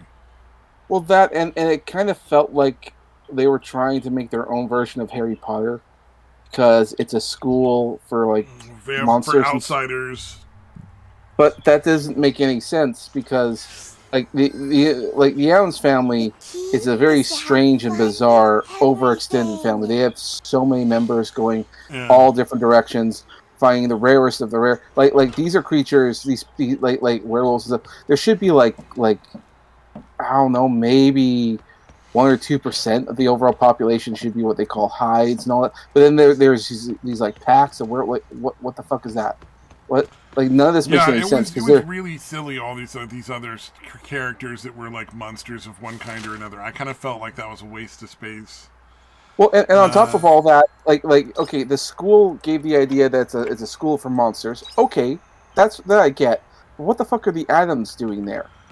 They're humans. What? They're the least likely people to be in this school. The least likely, and yet they're the number one. Like, they're just like a goth family, pretty much. Yeah. And part of the fun of the Addams Family has always been the contrast between them being really fucking dark and weird, and everybody else being like totally normal. So the fun is the suburban neighbors being like, your fucking pet ate my fucking cat again. Mm-hmm. You know, like my cats keep disappearing. Where the fuck is my cat? It's not, I'm a werewolf, so I ate my cat. You know, that's just not funny anymore. That's just like, oh, whatever, fucking boring. Yeah, well... Because now you're the same as everyone else.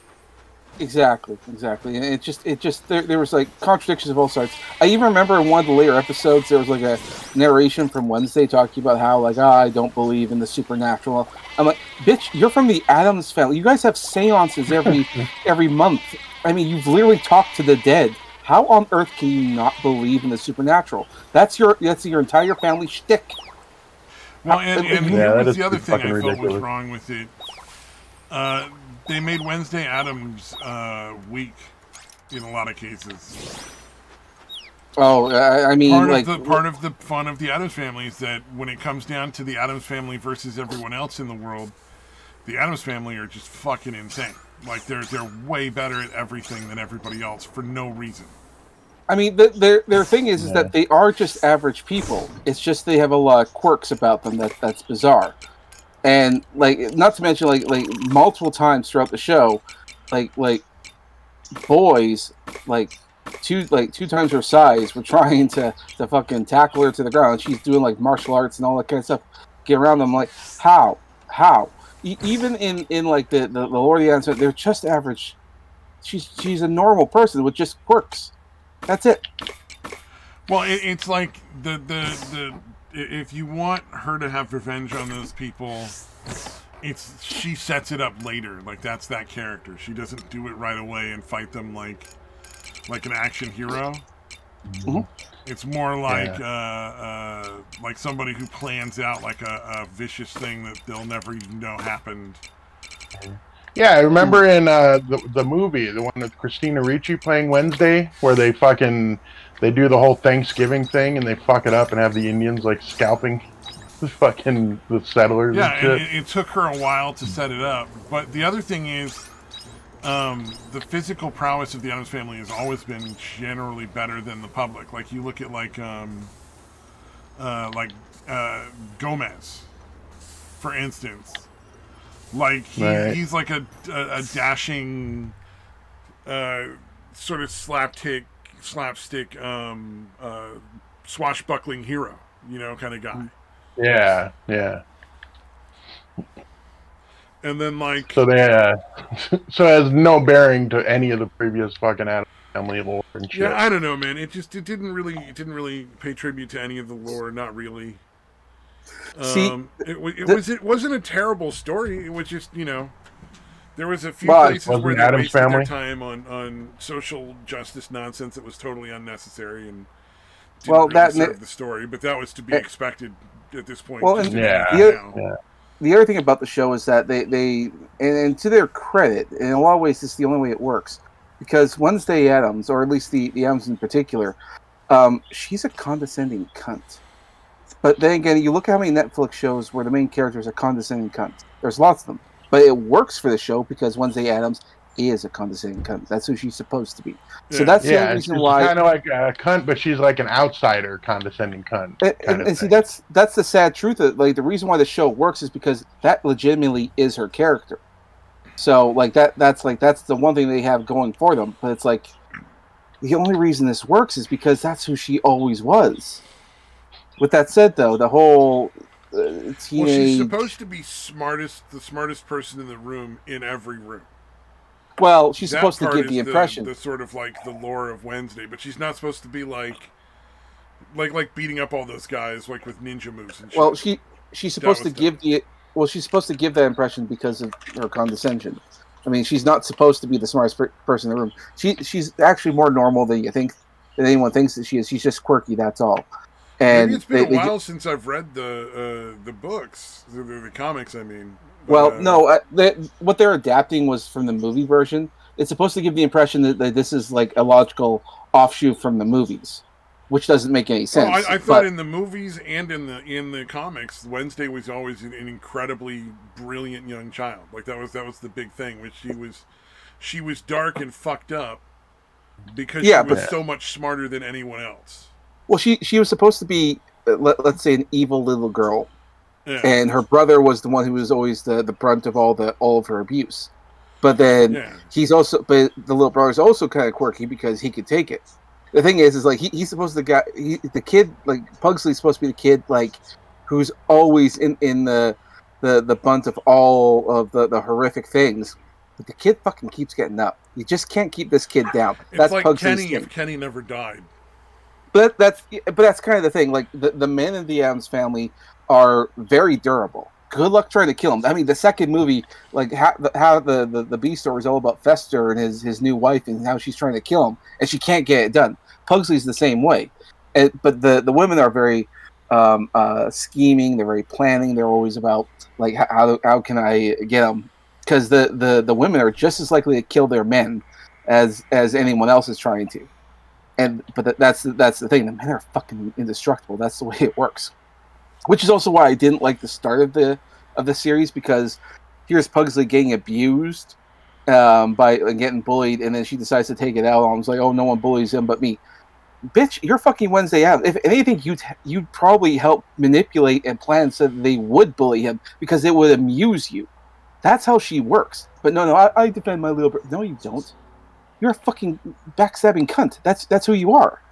Yeah. Anyway, they completely overshot it. They wrote something completely different. They wanted an excuse to make her throw piranha in a pool full of guys. And I was so disappointed in that because I'm like, that's not really how piranha work. But yeah, well, the chlorine would have killed them. Well, yeah, obviously they would have died just because of the shock of the water. But I mean, like, even had they not died, they're not just immediately going to go and like just start gnawing to the bone everything within range. Yeah, well, they just don't eat that fast. Sorry. There's a certain level of disbelief I'm willing to accept because it's the Addams. For the fun of it, yeah. For the fun. Yeah. Some of that I'm willing to forgive. I would have thought that would have been funnier if she had arranged to have a fucking shark delivered. Probably. Then but it would have been more believable, even though obviously the same applies. The chlorine would have just immediately fucking killed the shark. I mean, like how that thing should have been is like Wednesday or Pugsley should have been like flipped upside down and stuffed into his locker, and then Wednesday would have come in and like asked her, "Hey, do you have my math book?" She wouldn't have helped her. She would have been like greatly amused by it. Take the math book and then shut the locker door again and be like, "Oh, you better get out of there." Exactly. That and see, like when I look at this, what would have been a much more interesting show is if, like, let's say you have a series of high school students and they're trying to live an everyday thing. Heaven help you if you have to do a group assignment and Wednesday Addams is a member of your group. Like, she might fuck the shit up. Oh, so that goes right back to the whole like part of the fun of the Addams family is the creepy kooky, weird people interacting with normal suburbia. Yep. That would have been the show, and maybe at the end of this, that should have been the series. The whole thing is about normal, everyday people having their lives torn by this one manipulative bitch. What would have been really fun is if Wednesday Addams gets herself kicked out of the regular high school, and her parents are forced to send her to a private school for like rich kids, and she's like this really fucked up person, and they're all just regular rich kids, and she's playing havoc with all their weird normal drama, and all the weird Addams Family shit starts happening to people at the school.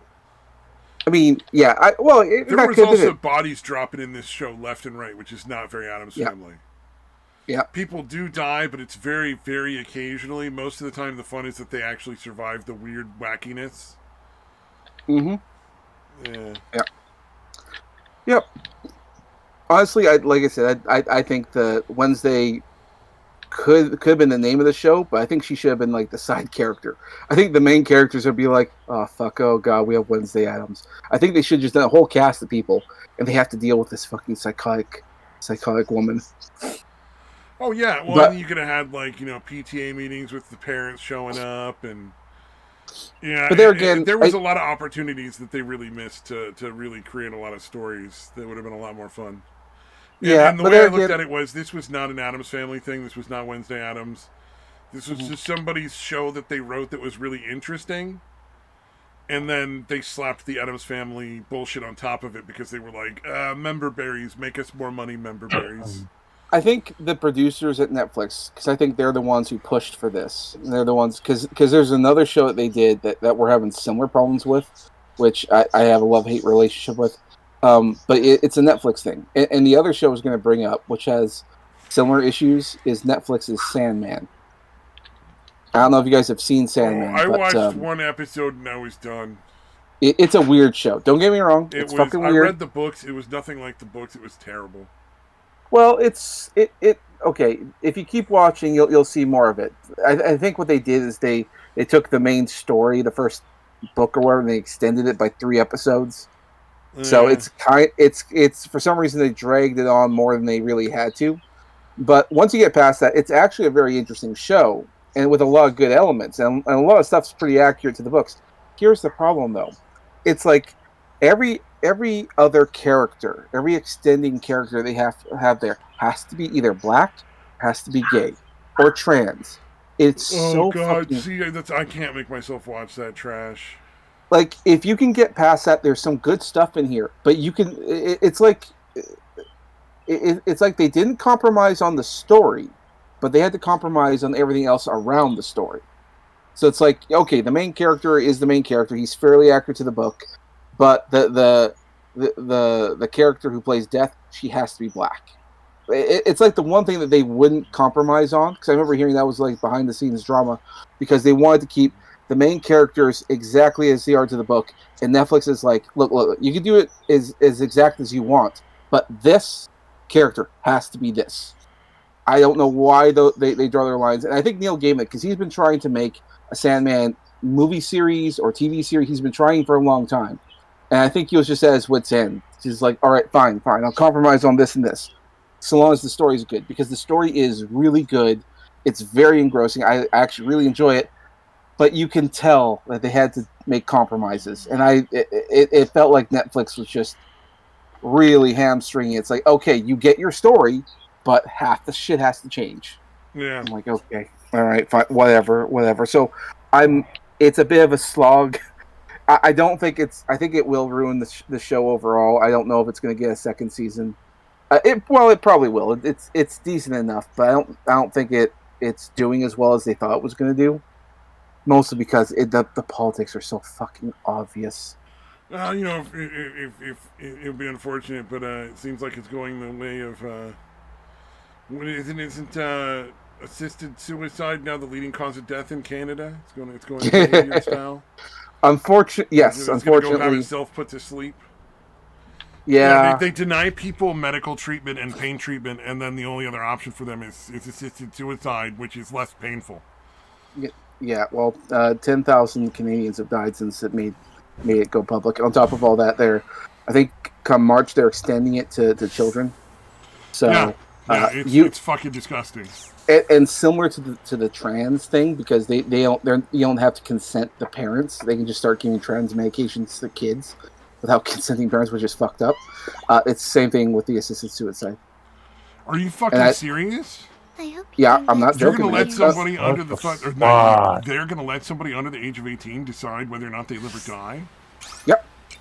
If they decide they'll that's and they're not fucking insane.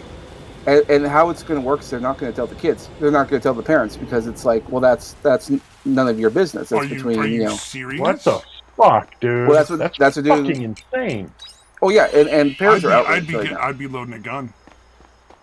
Well, unfortunately, you can't have those anymore too, because they're taking away our guns. Hey, I don't know if you heard about. Did you hear about the gun law stuff here?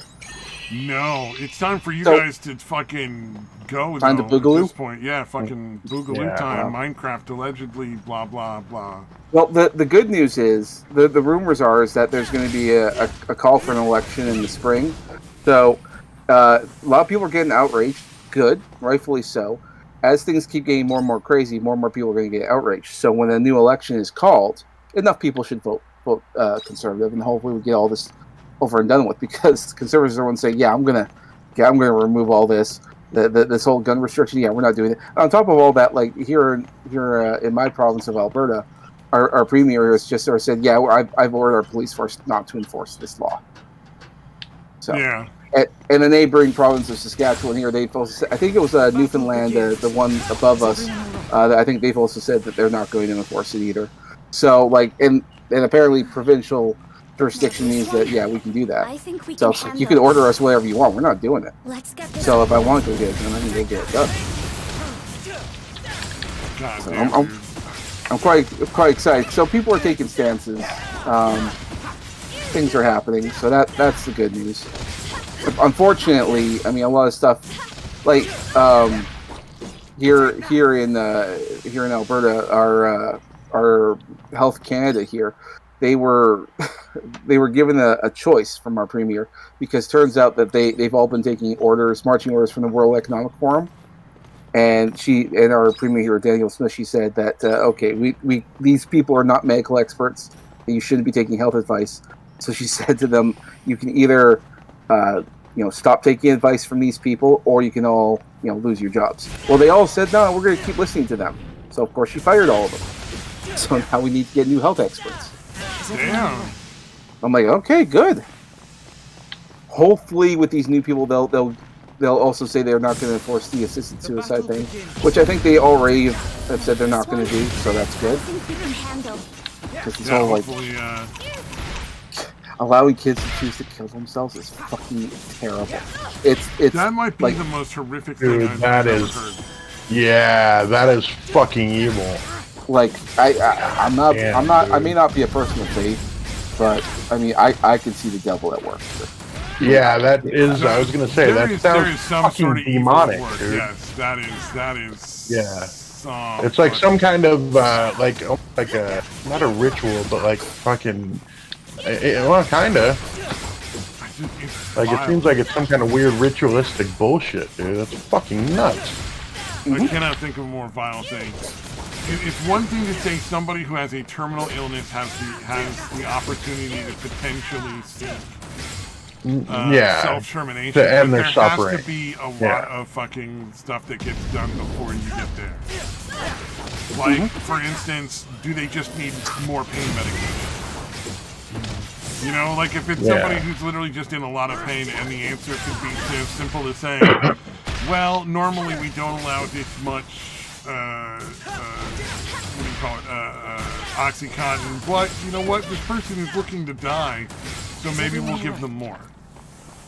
Like if that should be one of the steps if you think about it, like. Yeah.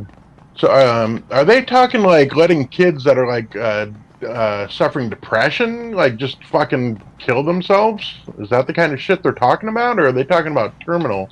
Not that it's great that you'd fucking, do it behind the parents' back. So Like, they're what the fuck using are the reasons they're putting behind it. they're using the same metric as they're doing for the general public, and that is that you just walk in and say you want to kill yourself. That's it. There is no determination. Like you can talk to a nurse and she can kill you. You can talk to someone who isn't your doctor and they can kill you. There's no regulations in that regards. And apparently they're extending it to because they were doing similar stuff with the whole like trans. So if you're a kid and you think you're trans, you can go to the school nursing and start giving you trans medication. Let's get this over with. And even though like you should probably get consent from your parents, you don't need that. So because I mean they say it's none of the parents' business. Like hell it isn't, but that's the method that they go with. Same thing for suicide. Right. Well, and how insane to let a child make that kind of decision. What? You could potentially be sterile for the rest of your life. Why shouldn't we let a 13-year-old make the decision to sterilize himself? Of course. Yeah, I mean, it doesn't make any sense. So obviously, and you would think like, oh, if I send my kid to a private school. Well, Project Veritas has done a thing about that, and they showed that private schools aren't safe from this either. There was I don't know, I can't recall if he was I think it was a teacher or a principal or whatever, and apparently he was bringing in like sex toys into the classroom for kids and showing them how to use it. Yeah, there was a good guy talking about that. I forget what it was. It was like he was proud of it. Like he was like, I think you told me about him, Deitois. Yeah. And, we talked about it last week, dude. I was unprepared for the amount of urge I would have to kill that man after watching that video. Well, and you would think, like, a private school, they'd be focused on academics and stuff because it's like, I'm paying out all this money. You should be teaching my kids to be like fucking superstars in the classrooms. And they're not. Preparing them for college. At least, well, I guess they kind of are, technically, the way colleges are nowadays, but... Jesus Christ, dude. Well, there was that whole fucking thing where a bunch of colleges were teaching kids how to, like, set up their OnlyFans to pay for their fucking college classes. Mm-hmm. Jesus, dude. Tell me you remember that at least, right? I mean... I don't want to think about that. That's just horrifying. Right? But then again, the outrage is going to be quite severe, and I certainly hope so. I was going to say quickly about the whole gun thing here in Canada. Thank God it's not getting enforced. But so we had this ban on handguns, which you would think makes sense because we have had a pretty large increase of handgun crimes, like murders and attacks and stuff from handguns. So that would make sense, except all these guns were all coming from the States and being imported over there because we have pretty lax immigration things. So people can just walk into Canada and just smuggle in guns, which they do. Oh yeah, there's plenty of places where you can just walk over the border between the U.S. and Canada, and there's nobody there to fucking say anything. Yeah, so it's illegal. Yeah, so it's illegal handguns, but they were doing this whole thing called banning handguns. Now, this ban. Now, granted, like if it does go through, we get a new government. They said they'll repeal it. Good. Well, the handgun thing is going through its second reading, and apparently the Liberal government brought in a couple of amendments. Because one of the things that the government agreed on, it says, well, we will not ban handguns because handguns are part of like the Aboriginal community here. They hunt for their food, because they're very old school like that. So that's good. So then they can still get their food. Unfortunately, this amendment came in there and it essentially banned all guns, all handguns, all long guns, all hunting guns. They're all shotguns. So like essentially, you're not allowed to have any gun in Canada.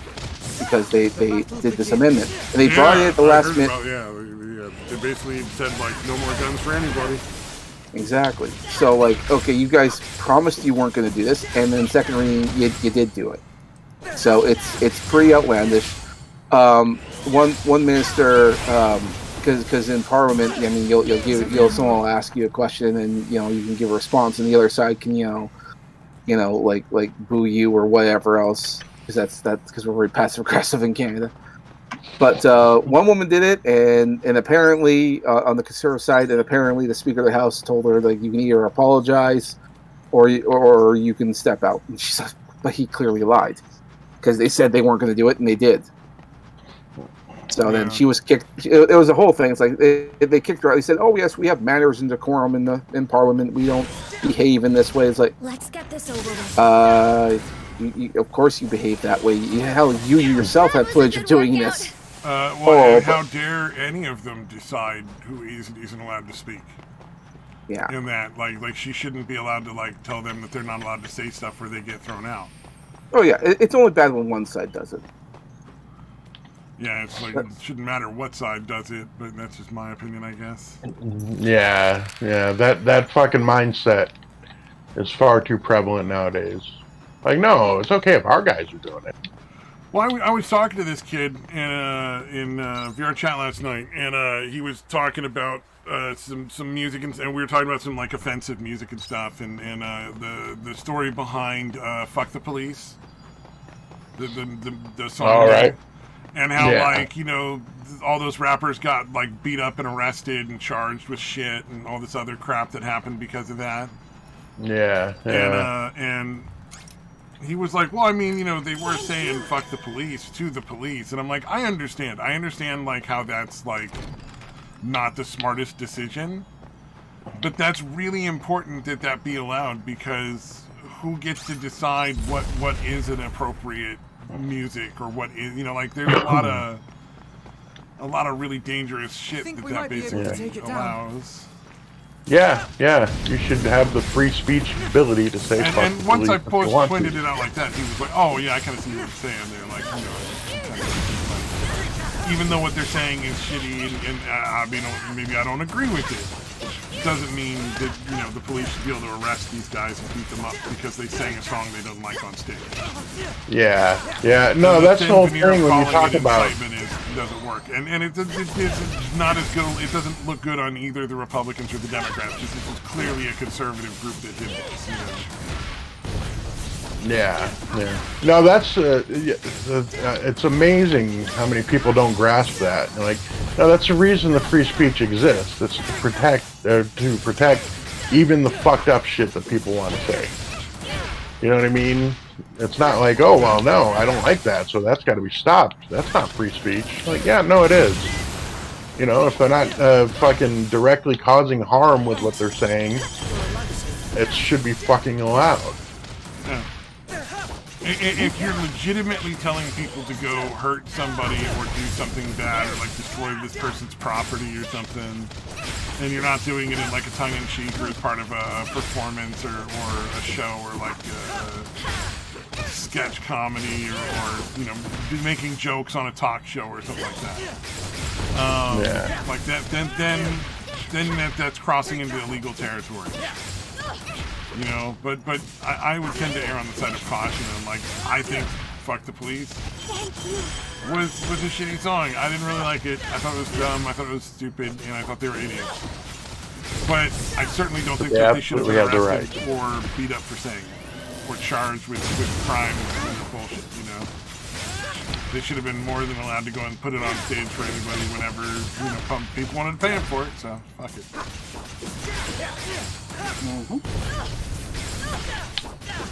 But like, yeah, the first impulse of a lot of people now is to be like, well, no, but it's offensive.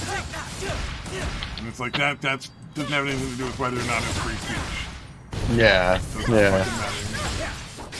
It's fucking really frustrating. It's not, you're allowed to say whatever you want as long as nobody gets really mad about it. You know? And it doesn't have the point. Fucking potential or the, you know, actual incitement. It's like, we can say how fucking people need to fucking get shot or fucking killed and shit, but we have no fucking, you know what I mean? There's nobody listening to us anyway. We're not serious. It's all part of the fucking show. We don't want anybody to get hurt. You know, like if we were saying it and we had a huge crowd and we're like, no, you guys need to go out. Like, you know, no, that'd be fucking completely different. Yeah, exactly. I don't know. It's just fucking not looking good, guys. It is definitely not. Well, I mean, the plus side is that, like, if enough people get upset, then they'll make the changes that we need to see. So, I mean, maybe. It doesn't really matter how bad it gets. It can always get better. The question is... That is a fair point. It can always get better. Like, there's always potential for improvements. We should always be open to that. Well, and if things get bad enough people will understand that, yeah, we can't do this. And on top of all that, we might not let it happen again. Because you have to remember, even if, let's say, we change everything right now, like, let's say the time switched and we can all all the opinions have all changed and whatnot, and everyone agrees there's a lot of young people out there right now who still think this way, who think that's a good idea because that's what they've been indoctrinated to in school. Yeah. Eventually, they're going to be of voting age and going into politics, and they may become teachers in school. So this could all happen again. So it's like we need to universally understand this is all bad. So that's why things getting bad, that's a good thing, because it'll fuck everyone up enough that they'll be like, yeah, we're not doing this. Yeah. Well, either that or it's going to take an entire fucking generation of pushing back against this authoritarian. You know what I mean? Like, we're going to have to wait like a whole fucking generation for shit to even, get better. Well, and that is the word. Kids generally push back against whatever's the status quo kind of thing. That is the worst case scenario. It's like we have to wait for a future generation, because you have to remember a lot of the people out there, the liberals and whatnot. I mean, they're either castrating themselves, turning them trans, or not even having kids at all, because they think, oh yeah, I'll just live a horror lifestyle and then fuck as many guys as possible. Remember, conservatives, fuck and make babies. Go out and multiply. Make as many babies as you can, conservatives. That's probably what's going to happen too. Because you really want your kids that you're liberal, so they'll end up conservative.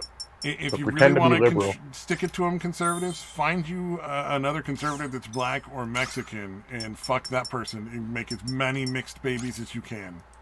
And if you're a black or you're Mexican conservative, go out and find a white conservative, because they really hate it when you do that. Yeah. Yeah, it ruins our whole narrative. Everybody make as many mixed babies as you can that are conservative babies. That's the way to go. Have you guys ever seen this video called Ecto Lab or Ecto Life? No, I haven't. I'll post it there. You guys can watch it later. I've learned some things. So it's a baby making factory idea. It's an animation. Now you'll watch it and you'll think like, oh, this is clearly just a joke, or it's like a sci-fi movie kind of thing, because they're actually like putting babies in pods, growing them, and then they'll grow babies, and then you can customize it and everything.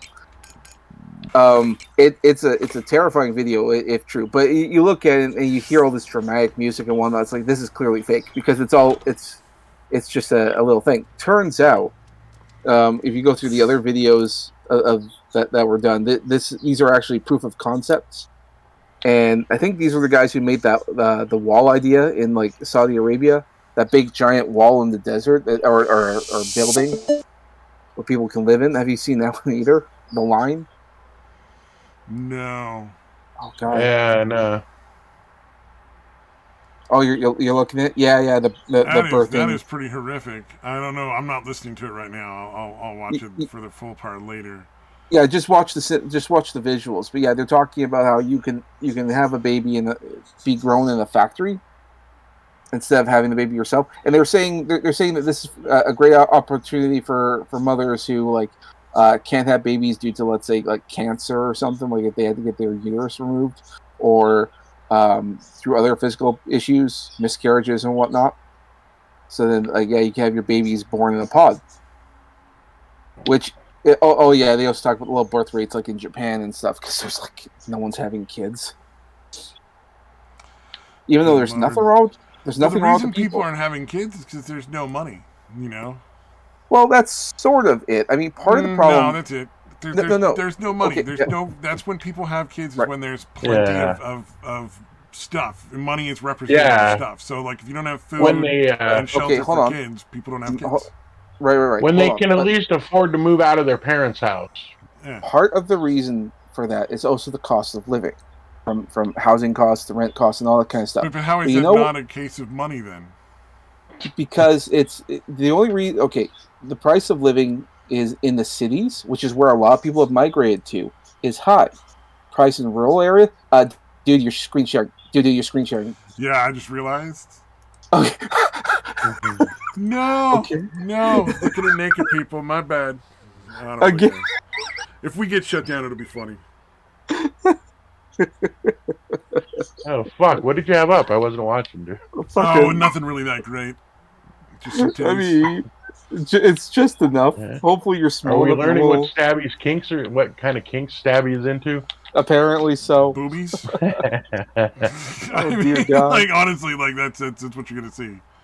Oh my It's God. not I even. can't believe. There's no fetish shit or anything like that. I opened the wrong Discord. It was my bad.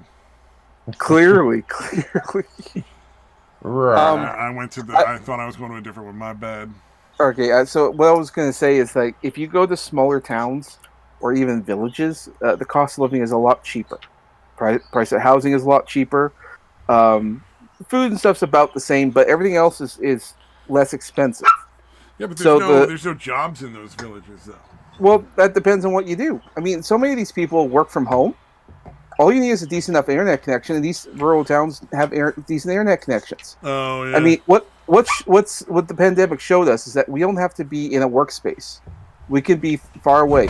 You could move to a small town and do quite well, and then own a house, and then do really well that way, and start a family. Part of the thing is that so many people have left rural areas and gone to big cities. You could go to smaller ones and do just fine, and do a lot better. But we need to get people out of the cities and back out into the country life. Even though a lot of us we don't see it as glamorous. Like hell, even I thought so, that because all my friends are out here and everything. But you can have friendships and do other things in small towns. It's not impossible, and it's totally doable. And you'd be a lot happier if you did. I think so too, but it all comes down. I genuinely think that right now the population issues definitely are just like primarily a money thing. Because there just isn't the resources available to parents to support children, so that's why people aren't having kids. There's yes. no way to do it. Well, the biggest expense is housing. Rent prices are through the roof. Again, that could be solved. Oh, Jesus fucking Christ! That could, true. Yeah, but that could easily be solved by moving out of the city. That's it. And a lot of these places have space. That's a good fantasy, but the vast majority of people can't work online. Like that's not real. Well, but if you look at the amount of people who are working online, there's an elite group of people who are like the people that work in tech. But like, some of it's most tech, people work like fast food, retail. Getting garbage. Immigrants. But those can take it up factory. So all you're doing is adding like a big ass commute. You're not really saving anything. If you're a factory worker, that's one thing. But a lot of those fast food stuffs are done by immigrants, so it doesn't really matter. You don't have to be there for that, anyways. We've outsourced all those jobs. But those are people too who could be having kids. I'm just saying, like Yeah, and they are having kids. They're just not having them in Canada. They're just here to work, and then they move. Then they go back home. So they're not adding anything to the population, anyways. So that's different because in the U.S. the fast food is there's immigrants, regular people, and there's not really any one particular group that works there anymore. It used to be mostly teenagers, but now it's just adults work all in the fast food places. Well, yeah, but I mean, like in my neck of the woods, like there isn't one fast food joint that isn't done by immigrants. They're people that barely speak English, and they don't stay here for very long. They work there how many months or a year that they have to work, and then they go back home. They don't stay. So fast food stuff's not something I even remotely consider. But when the pandemic happened, so many people had to work from home, which shows that you can do that. And you don't have to be in the cities, because a lot of these jobs you don't have to be for. The only ones you should have to do are the ones that require it. But because we realized that a good portion of our workforce doesn't need to be in a workplace, you could be at home. So then why stay in the city? And on top of that, if you leave the cities, then that might help. That'll help the people out. Well, it's definitely healthier mentally not to be in the big cities. That's very true. It is extremely bad for people mentally working in cities the way they are. But humans are not meant to live on top of each other to that degree. Yeah. But I think you're overestimating how many people can afford to move out of the cities. Because the jobs for that are primarily like big corporate jobs in tech, and that's not the majority of people. It's not big corporate jobs in tech. Can't be done remotely. Well, if you're an office worker of any kind, and there are just general data input people, You could easily do that. You could go to a small town. It's not impossible. Because office workers in general don't require. If I changed my career entirely and left what I do altogether. Yeah, maybe. And that's not a thing that most people are interested or willing to do. I mean, to be although fair. you live, yeah. Well, I mean, a lot of people think that because city life is so appealing, but it's really not that appealing. It's the same reason when a lot of people were romanticized by the idea of living in New York because of like Ghostbusters and all the other big budget movies that all take place in there. A lot of people were romanticized. They loved it, and they moved to New York for that reason. But New York's a shithole, and you don't have to live in New York. Yeah, according to Google, so take it with a grain of salt. As of 2022, 26% of U.S. employees could work remotely. And that's 26%. That's not a majority of people. That's 75%. I never said it was. So I never said it was. Yeah, I never said it was a majority, but it's enough. It's enough. That's plenty. And there's lots of room out in small towns. And you could do it. And if you did, you get a house because you can probably get a mortgage fairly easily in a small town opposed to the city life. On top of that, city life has become too crowded, and a lot of immigrants have moved into big cities. So, I mean, like, I just don't think that that's a reasonable option for a lot of people. I think if you look into it, I think if you look further into it, you'll see that it's more flexible than you give it credit for. I'm not talking about the potential. I'm just talking about like these people don't work like that. Like that's not. Well, okay, but when during the pandemic, when we see the people working in shitty jobs that they can't leave because they're stupid and they're not capable of doing work in other places, like it's not. And that's and well, some of them can. They need to see what the options are. But I mean, like if your skill set is of a certain kind, then your skill set is a certain kind. Yeah. But like I said, when the pandemic happened, we saw people working from home. They were required to work from home, and they worked just fine from home. Yeah, so if you could work from home, the corporate drones, because there's a lot of meetings and shit that are basically pointless that they got to skip, and so they probably were more productive too. Yeah, if you're going to be a corporate drone, why don't you go out in a small town? At least then you'll have a house. That corporate drone will probably do better than someone who works in McDonald's. Yeah, my mom actually retired partially because of they were talking about wanting to bring all the work back to the office. Yeah. And she's like, not only is my work not needed in the office, it would be less efficient and I would get less done on a regular basis. So why not just retire now and not worry about it? And that could be, it depends. Like, not all workplaces are like that, but a lot of workplaces can be like that because they showed that throughout the pandemic that you could. Not to mention, like some people who are like office workers in like beer companies or whatever. Like if you go to like a beer factory, they always have like a human resources or an office management or any kind of stuff. A lot of those places that like they work from home, and a lot of them have never come back. Even though the pandemic's over, you can come back. None of them will come back. They all work from home. And now some of them have even moved out of the province. So like there was like we have a beer factory here. I think it was like Labatt or whatever. I can't remember. But they moved to like Quebec, and it's like they don't have to be here. A lot of these people like you don't have to work. You could do your work from home. So I mean it's not impossible. Nice. In fact, you could even move out to into the country life if you wanted to, as long as you have internet connection, and do work for someone like 5 states down. There's no reason why you have to be here. And even if, let's say, in one field of work you can't do that, well then you could change job in a different field that's similar to yours or someone else's and whatever. And just I think for the majority of those kind of jobs, people would need to, at the very least, take some intensive classes, not just like go and apply. I think they need to learn how to do coding or internet stuff like that. Maybe. Like a lot of that would be if your job is just basic thing, which maybe isn't really as affordable as it would be. If your job is just like basic data entry or something like that, which there's a fair bit of it that is, you can just do it from home. Yeah. I mean, it sounds like I'm simplifying it, but I've seen enough that shows that you could do it. And the pandemic shows that we can. So, you don't have to. I think that's a very small minority of jobs, though. I don't think it's a majority. Well, I mean, like The again, potential is there for a very small group of people, not for a very large, or maybe like a third of the population, but for probably 60 to 70%, that wouldn't work. Plus, there's a lot of jobs that we need done that you can't do remotely.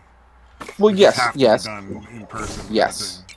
There are jobs that do require you to physically be in a particular Yeah. location. I'm not saying You those can't jobs have a disappeared. doctor work remotely. That would be unfortunate. Well, you'd be surprised, but a lot of them do. I was actually surprised because it used to be like if you have a woman that's pregnant and she needs to go to like a class to do things, well, apparently now you have to book an appointment and it's a Zoom call. You don't actually turn up appointments for these like group meetings, and there'll be like a nurse will show you something that you can do. You can easily watch a YouTube video that tells you the exact same thing, like the exercises and breathing techniques. It used to be a big thing you'd have to go there. Well, now they do it remotely. In fact, nowadays, depending on where it is Take that it you go, easy. the doctors will only talk to you remotely. They won't actually meet with you in person. I actually haven't Oh, seen I'd my love to see the numbers on that because that sounds real dodgy to me. it well because it is so because it's one of Like, the things that's like been going on. are Well, people getting sicker more often and dying more now, or what's going on? Come here? on in. well, sort of. But what I'm getting at is like some things because when the pandemic happened, a lot of things they would do via Zoom or other meetings, so that way you don't have to be there in person. A lot of that hasn't changed back yet, and it seems like they're not gonna. Because oh, I don't actually have to meet with you people. Well, then I won't. And that seems to be the attitude that's being taken up by a lot of our health officials. Yeah. I mean, it sounds awful, but I mean that's pretty much it. I mean, I'm only hearing this from people who just started having like kids or their wives are pregnant, and they're like, "Yeah, we haven't actually met with anyone. Everything's done by Zoom." So I don't know. People are finding excuses not to meet with people. Fucking lazy fucks. Yeah. Too So true. it is what it is. Yeah. Speaking Well, I of, mean, the biggest problem right now is wealth distribution. I think, like going on, because like the standard of living used to be, people could afford a house. Working like a regular job, you could afford a house. Maybe it wasn't a great house. Maybe it was a real shitty one that you had to fucking fight cockroaches off forever. And people could go out and do like a vacation once a year. Maybe they were just gonna go camping or, go rent a cabin somewhere or something for a week. But like, everybody got to go do like a nice vacation for a year, for like a week out of every year. And now it's a lot of that stuff is just not happening at all. Like it's just people have no money. yep. Yeah, you're not wrong. And the price of living has gone up, and the price of food's gone up. Gas is going up. Everything's been going up. This has been going up for And quite a wages while. haven't been going up at all. Like Well, comparatively. yeah. Well, and like wage growth, like the problem I have with wage growth is that like here in Canada they boost up the minimum wage to like $15 an hour. Yeah.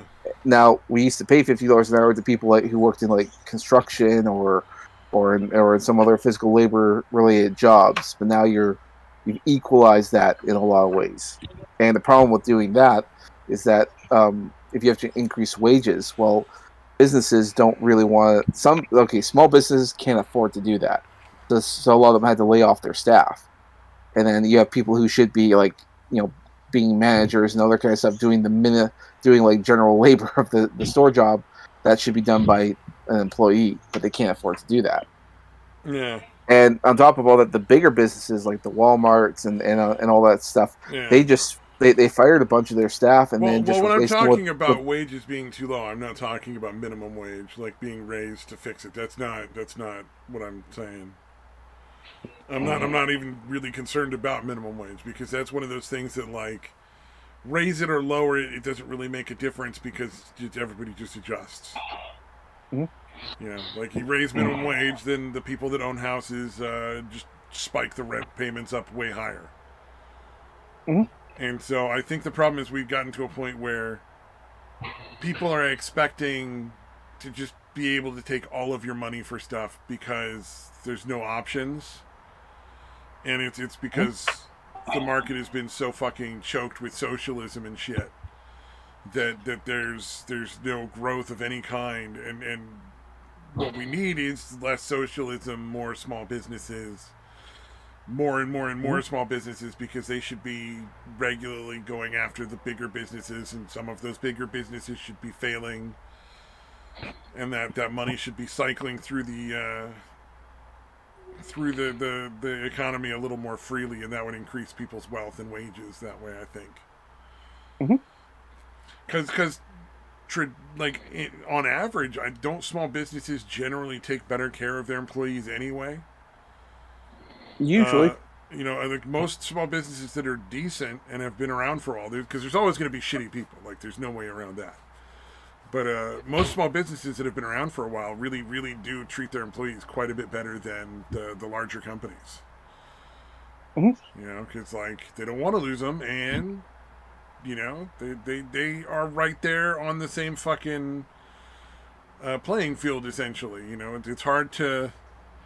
It's hard to cut all your employees' wages when you're in the same building and not feel bad about it. Whereas, if you're in a building like 50,000 fucking miles away, you could be like, you just fire all of those people. I don't care. You're never going to see them. You're never going to feel bad about it. There's just no connection. In a smaller business, they essentially have to know their employees. Yeah. Because there's too much. But in a big business, like a Walmart or whatever, they have so many employees. Upper management will have no idea who the fuck lower management is, like the employees and all that.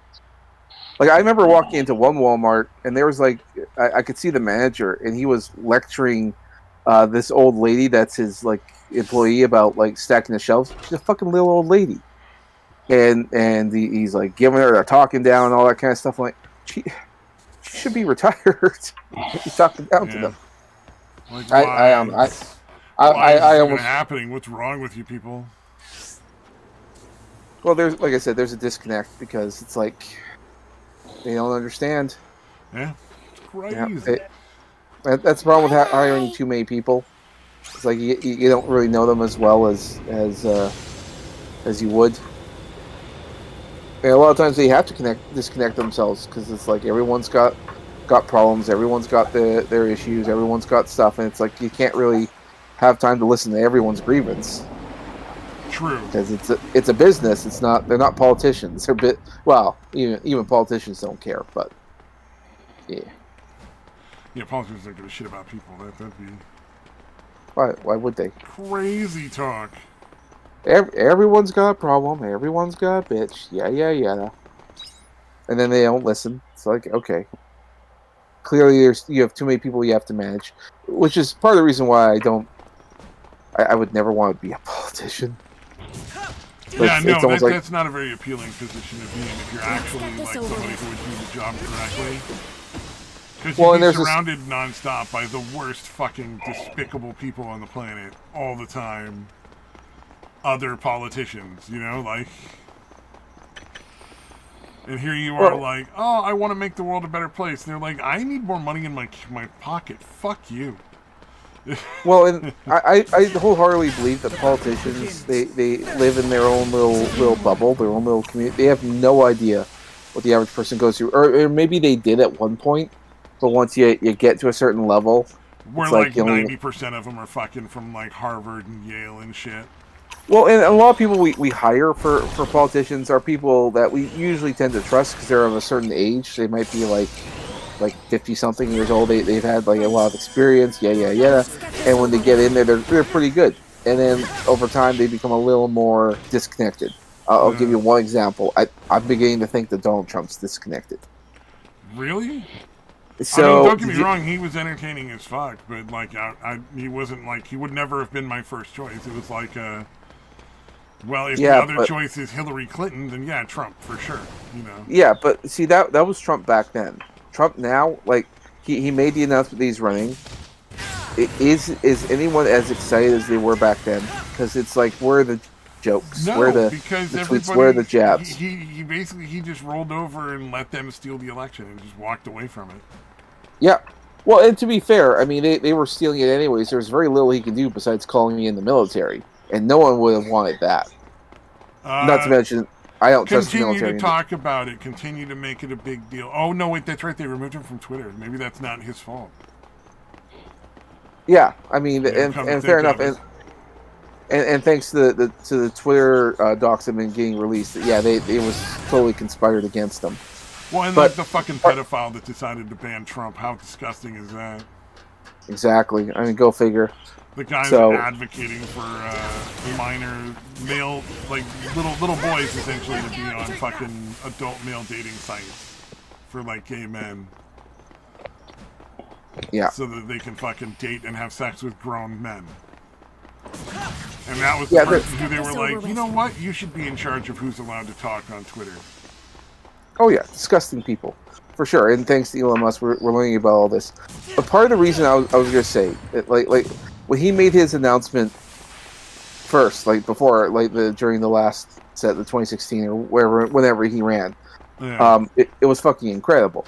The guy was like making jokes, he was making jabs, he was doing all this kind of stuff. He had like sold out auditoriums whenever he gave speeches. It was fucking incredible. Everyone loved it.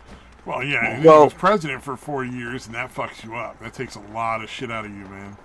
Well, yeah, but what I'm getting at is, like, he made his announcement that he's running again. Is there the same amount of energy that there was before? Nah, not at all. Exactly. And not only that, like he's on his, like, Truth Social or whatever. He's back on Twitter, even though he hasn't tweeted anything. Like, I wish he would, because people would be making jabs at him, and he'd do his thing, and then everyone would have a blast. But he's not doing that. Is he even really trying to win this time around, though? That's really the question. Well, and or then look at the announcement. Him being like, I just want more attention, and I'm going to be the big center of everything, and all that kind of shit again. Well, and look at the announcement today. Did you hear what he announced today? He's going to be releasing a series of trading cards? Trump-themed trading cards? Are you fucking serious? You didn't see this? He's like a superhero and all that? Oh my god, that's so dumb. It's the most cringy shit he's ever done. I can't believe it. I'm like, why would you do this? It's the worst thing you've ever done. I mean, to be clear, if he wins the nomination, I'll vote for him just because, like, Biden's going to be the other option. And that's how he beat Hillary Clinton. I think they're going to primary Biden. They might primary him. I'm just saying, if Biden is the other option, that's an easy fucking choice. But, like, frankly, if somebody's running against Trump in the primary, I'm going to vote for that other person, most likely. I'm not really interested in Trump being elected because, he had the opportunity to do a lot of shit, and he really didn't do as much as he could have. I don't think. And I think there's a lot of people that feel the same way. He started off really well. And he did get stonewalled quite a bit, but what was really disappointing in the last couple of years of his presidency, Jesus Christ, of his presidency, was he was trying to, like, fucking get the support of people who were never going to support him. And he kind of stopped doing the shit that he did the same shit that Schwarzenegger did when Schwarzenegger was the governor of California. Yeah. And it's dumb as fuck. And here's what it is. So Schwarzenegger thought, all right, I'm the governor. I know exactly how we can solve these problems. Here we go. And then nobody would agree to do any of the stuff. And he's like, I don't understand. What's going on? Why does nobody want to do the right thing? Yeah. And somebody eventually, I guess, took him aside and was like, yeah, no, we all know how to solve the problems. None of us want to. That's not how we make money. Like, we keep our jobs and we make money by not solving problems, like somebody just took him aside and was like, you're never going to get anywhere with that because they just don't care. Mm-hmm. So that's why Schwarzenegger gave up after one term, because he was basically like told, yeah, no, we all understand what you're trying to do, and it's really fucking obnoxious, and stop. You can't fix the problem because we don't want it fixed. If you eliminate homelessness, then what does the politician have to promise you anymore, Yeah, and I think that was, because again, early on, it was shocking that Trump was actually trying to do the shit he said he was going to do. Like that was a fucking shock to everybody's system. Yeah. Well, and given, depending on who he's running against, I'd still vote for him. Probably. If he's the primary, because if he wins the primary, just because, like... Now this Yeah, one. what fucking Democrats This are one we voting can for? handle. Let's Not get a this very over good with.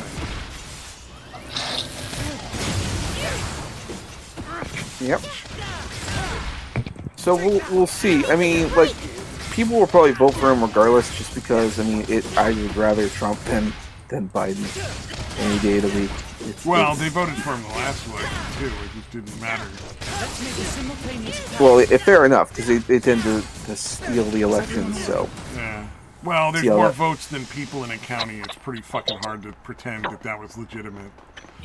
What? 20,000 people live in the county, and we got 40,000 votes? That's weird. Let's get this over yeah, I don't know how we're gonna fix this. I genuinely, I don't really see a way to fix it, but I'm not the one who's in charge of that. So I take comfort in the fact that I don't have to. I don't know. Which is probably why we have this problem in the first place. I think we can handle. Apathy is a dangerous thing. Maybe we need to. Yeah, they've definitely done a good job of demoralization. People are just fuck it. Things are gonna suck, and there's nothing we can do about it. Yeah, you know what? That's a fair point. That is the point of view of a lot of people. Yeah, and even if things did change, like would they, like you said, like would they steal an election? Could they steal it again? I don't know. Certainly going to try. I mean, after that, they've done it in multiple years. Yeah, what do you mean, at this dude? point, like, yeah, in Arizona, it's been happening every fucking 2 years since 2016. well, At least since then. And well, part of the other problem is it's like a lot of conservatives don't really want to play dirty, but the Vietnam issue. Yeah. Well, unfortunately, it's win like a defensive war. It does not work. Yeah. So it's like you're pretty much going to have to fight dirty at some point, and then it's like no one's going to have any faith in you. I propose we now refer to them as demophiles, since they're all pedophiles. I mean, yeah. Yeah, or at least tacitly support it, dude. Yeah. That was a good Jesus workout. fucking Christ. Vote Democrat, Now, you're voting pro-pedophile. Sorry, there's no other way at this point to say it. See, okay, a lot that reminds me of the whole thing. Like now, Twitter's been releasing a lot of Elon Musk's been releasing a lot of information about the shit that Twitter's been doing, and as far as I can tell, no mainstream media's been talking about it, unless there's something I've missed. So I keep waiting and for not someone only that, like Elon Musk got in charge and immediately did more to stop like child pornography than had ever been done. Because nothing was being done prior to him being in charge. Like, well, how fucking disturbed is that, man? And videos have been coming out of like Twitter employees being stalked. I don't know if you saw that video, but Really? Twitter, yeah. So cars would drive out from Twitter HQ, and they would get stalked by other vehicles, and the driver would come out and because they would realize that they're being followed, and they're like Antifa guys. They immediately put on a mask and a black hoodie and all that, and you realize, okay, you're clearly someone following, because they think they're following Elon Musk. So there's people trying to fucking... Yeah, he was talking about there being an assassination attempt, I think, wasn't he? Yeah. He did say that on, like, I can't remember if it was a Discord call or something with a bunch of reporters saying that he's fully aware that there's probably going to be an attempted death on him, or, like, attempted assassination. Some sort of attack or assassination attempt, yeah. So, yeah, but he's saying, I'll make you all aware that if anyone says that he's suicide, it's highly likely that he didn't do it. Obviously. Oh yeah. Yeah, like I have no intention. Like, nobody thinks that fucking pedophiling guy, what's his name, Epstein, killed himself. Like that. Yeah, I don't think you could find a single human being who's like, oh yeah, no, he hung himself. Why are you saying anything else? Yeah, no one believes that. We all know he didn't kill himself. Everybody on planet Earth knows that. Yet there's zero fucking discussion of like, hey, Yeah, nobody did anything Why about the it. fuck is that list of people that were his clients not fucking public right now? Yeah. Because that's what I want to know. Where's the fucking list of clients? I want every one of them fucking named and shamed. Exactly. And Elon Musk has even said that he's probably going to be moving the Twitter HQ to a different state. Probably it'll either be Texas or Florida. There's no way he was going to keep that in California. That's just dumb. Yeah, no, it's not worth it. Get the fuck out. But then again, like he's going through there. Like, do you remember the closet he found that was like filled with T-shirts of like "Stay Woke" or something? All those. Yeah, the very, hashtag Stay Woke shirt. Yo, yeah. This one? Fucking I think we that can was handle hilarious. Absolutely hilarious. That was a good workout. Yeah. I wonder if he sold those shirts. He probably could because it's a I fucking. I would have told the people that he fired, and they could take him with him. Take the Stay Woke. Maybe Maybe take shirt one of you the want, shitty faggot. T-shirts with you son of a bitch. Well, he Separate cut, Filthy animal. he cut the staff down like not even in half. I think there's only like 30% of the overall staff that they had before, and it's working better than most ever. of those people weren't doing anything. Yeah, You've seen yep, the they were videos broke. of those pieces of shit talking about their jobs? Yep. They basically go in and get like free catered meals, booze, and coffee, and then do absolutely nothing. Yep. Like, No wonder it's Yeah. disturbing. They hang out at the place and do nothing until fucking quitting time, and then they go out drinking. Yeah. No wonder Twitter was losing money. And it was insane. It blows my mind the number of people who are like, "Oh my God, he's firing all these people. What a horrible human being." I'm like, what are you talking about? None of those people were worth anything. Like, none of them had any value to give to anything. They were just useless garbage. Thanks. It was adult daycare. Is what it was. Adult daycare. Yeah. What's his name? Gundam definitely tagged it correctly. Let's get this for over sure. with. Yeah. That was a good That was a workout. great video on his part. Adult daycares. God damn it. And like Elon Musk, he made comments about how he's coming after YouTube next. And I'm like, yeah, okay, I look forward to seeing what this is going to be like. Could he compete with Google though? I think Google has way more money than he does. Like just as a company. Well, they do, but like what I think what they're saying is like they're going to start doing like videos, live streams, and you can start monetizing your videos. And if you can get more traffic on Twitter than you do on YouTube, well then you'll go to more Twitter. People equals more money. Absolutely. And if you like TikTok isn't all that complicated of a system. You just create a bunch of filters and you can post videos. You could easily recreate TikTok's model. In fact, Twitter used to have an app that did YouTube that. has been steadily trying to make a TikTok model of their own. Exactly, and yeah, the whole YouTube Shorts and shit. Yeah, and Twitter used to have one. It was called Vine. It was fucking huge for a time, but then it didn't make that much money because they didn't monetize it, and that's why they, or it's one of the reasons why they killed off Vine. Like Vine was fucking incredible. I remember going on Vine. I loved it. Well, you could easily do that again because TikTok is essentially Vine, just a different format. And so Twitter could easily do that again, and off and away you go. In fact, I think Twitter also had another app. I think it was called Periscope. That was essentially live streams. And like, if you could make a way to easily live stream, because like if I was to live stream, I have to do like StreamYards.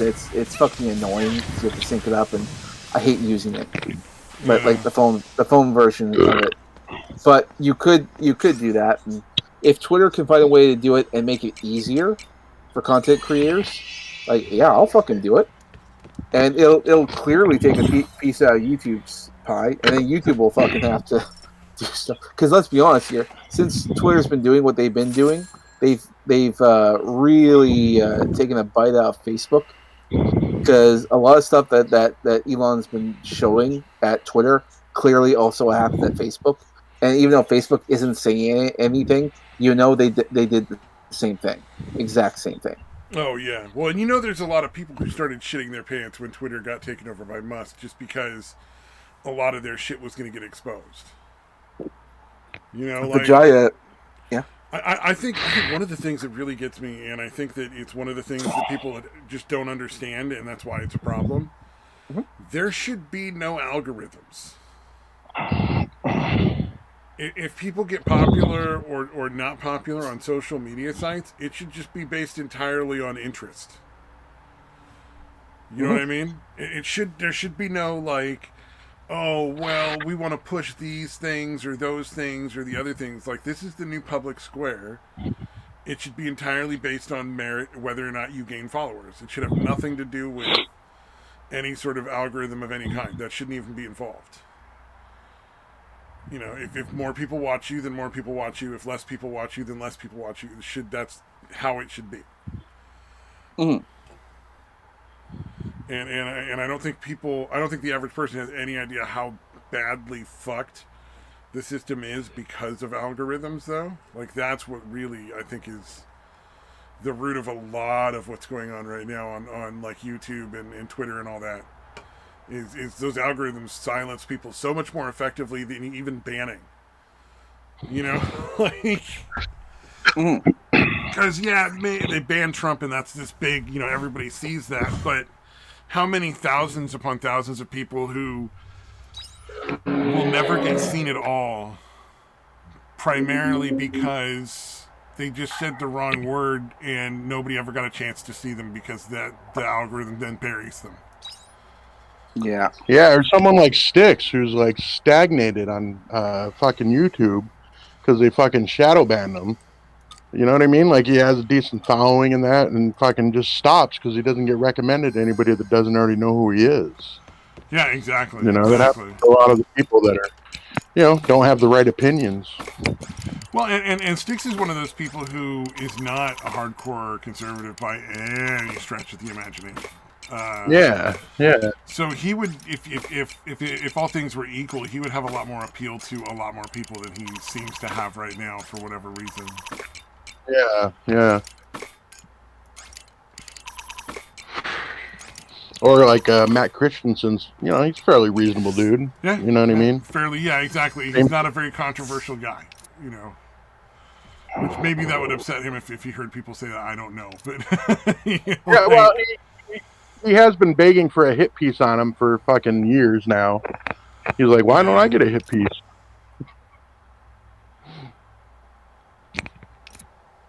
Yeah.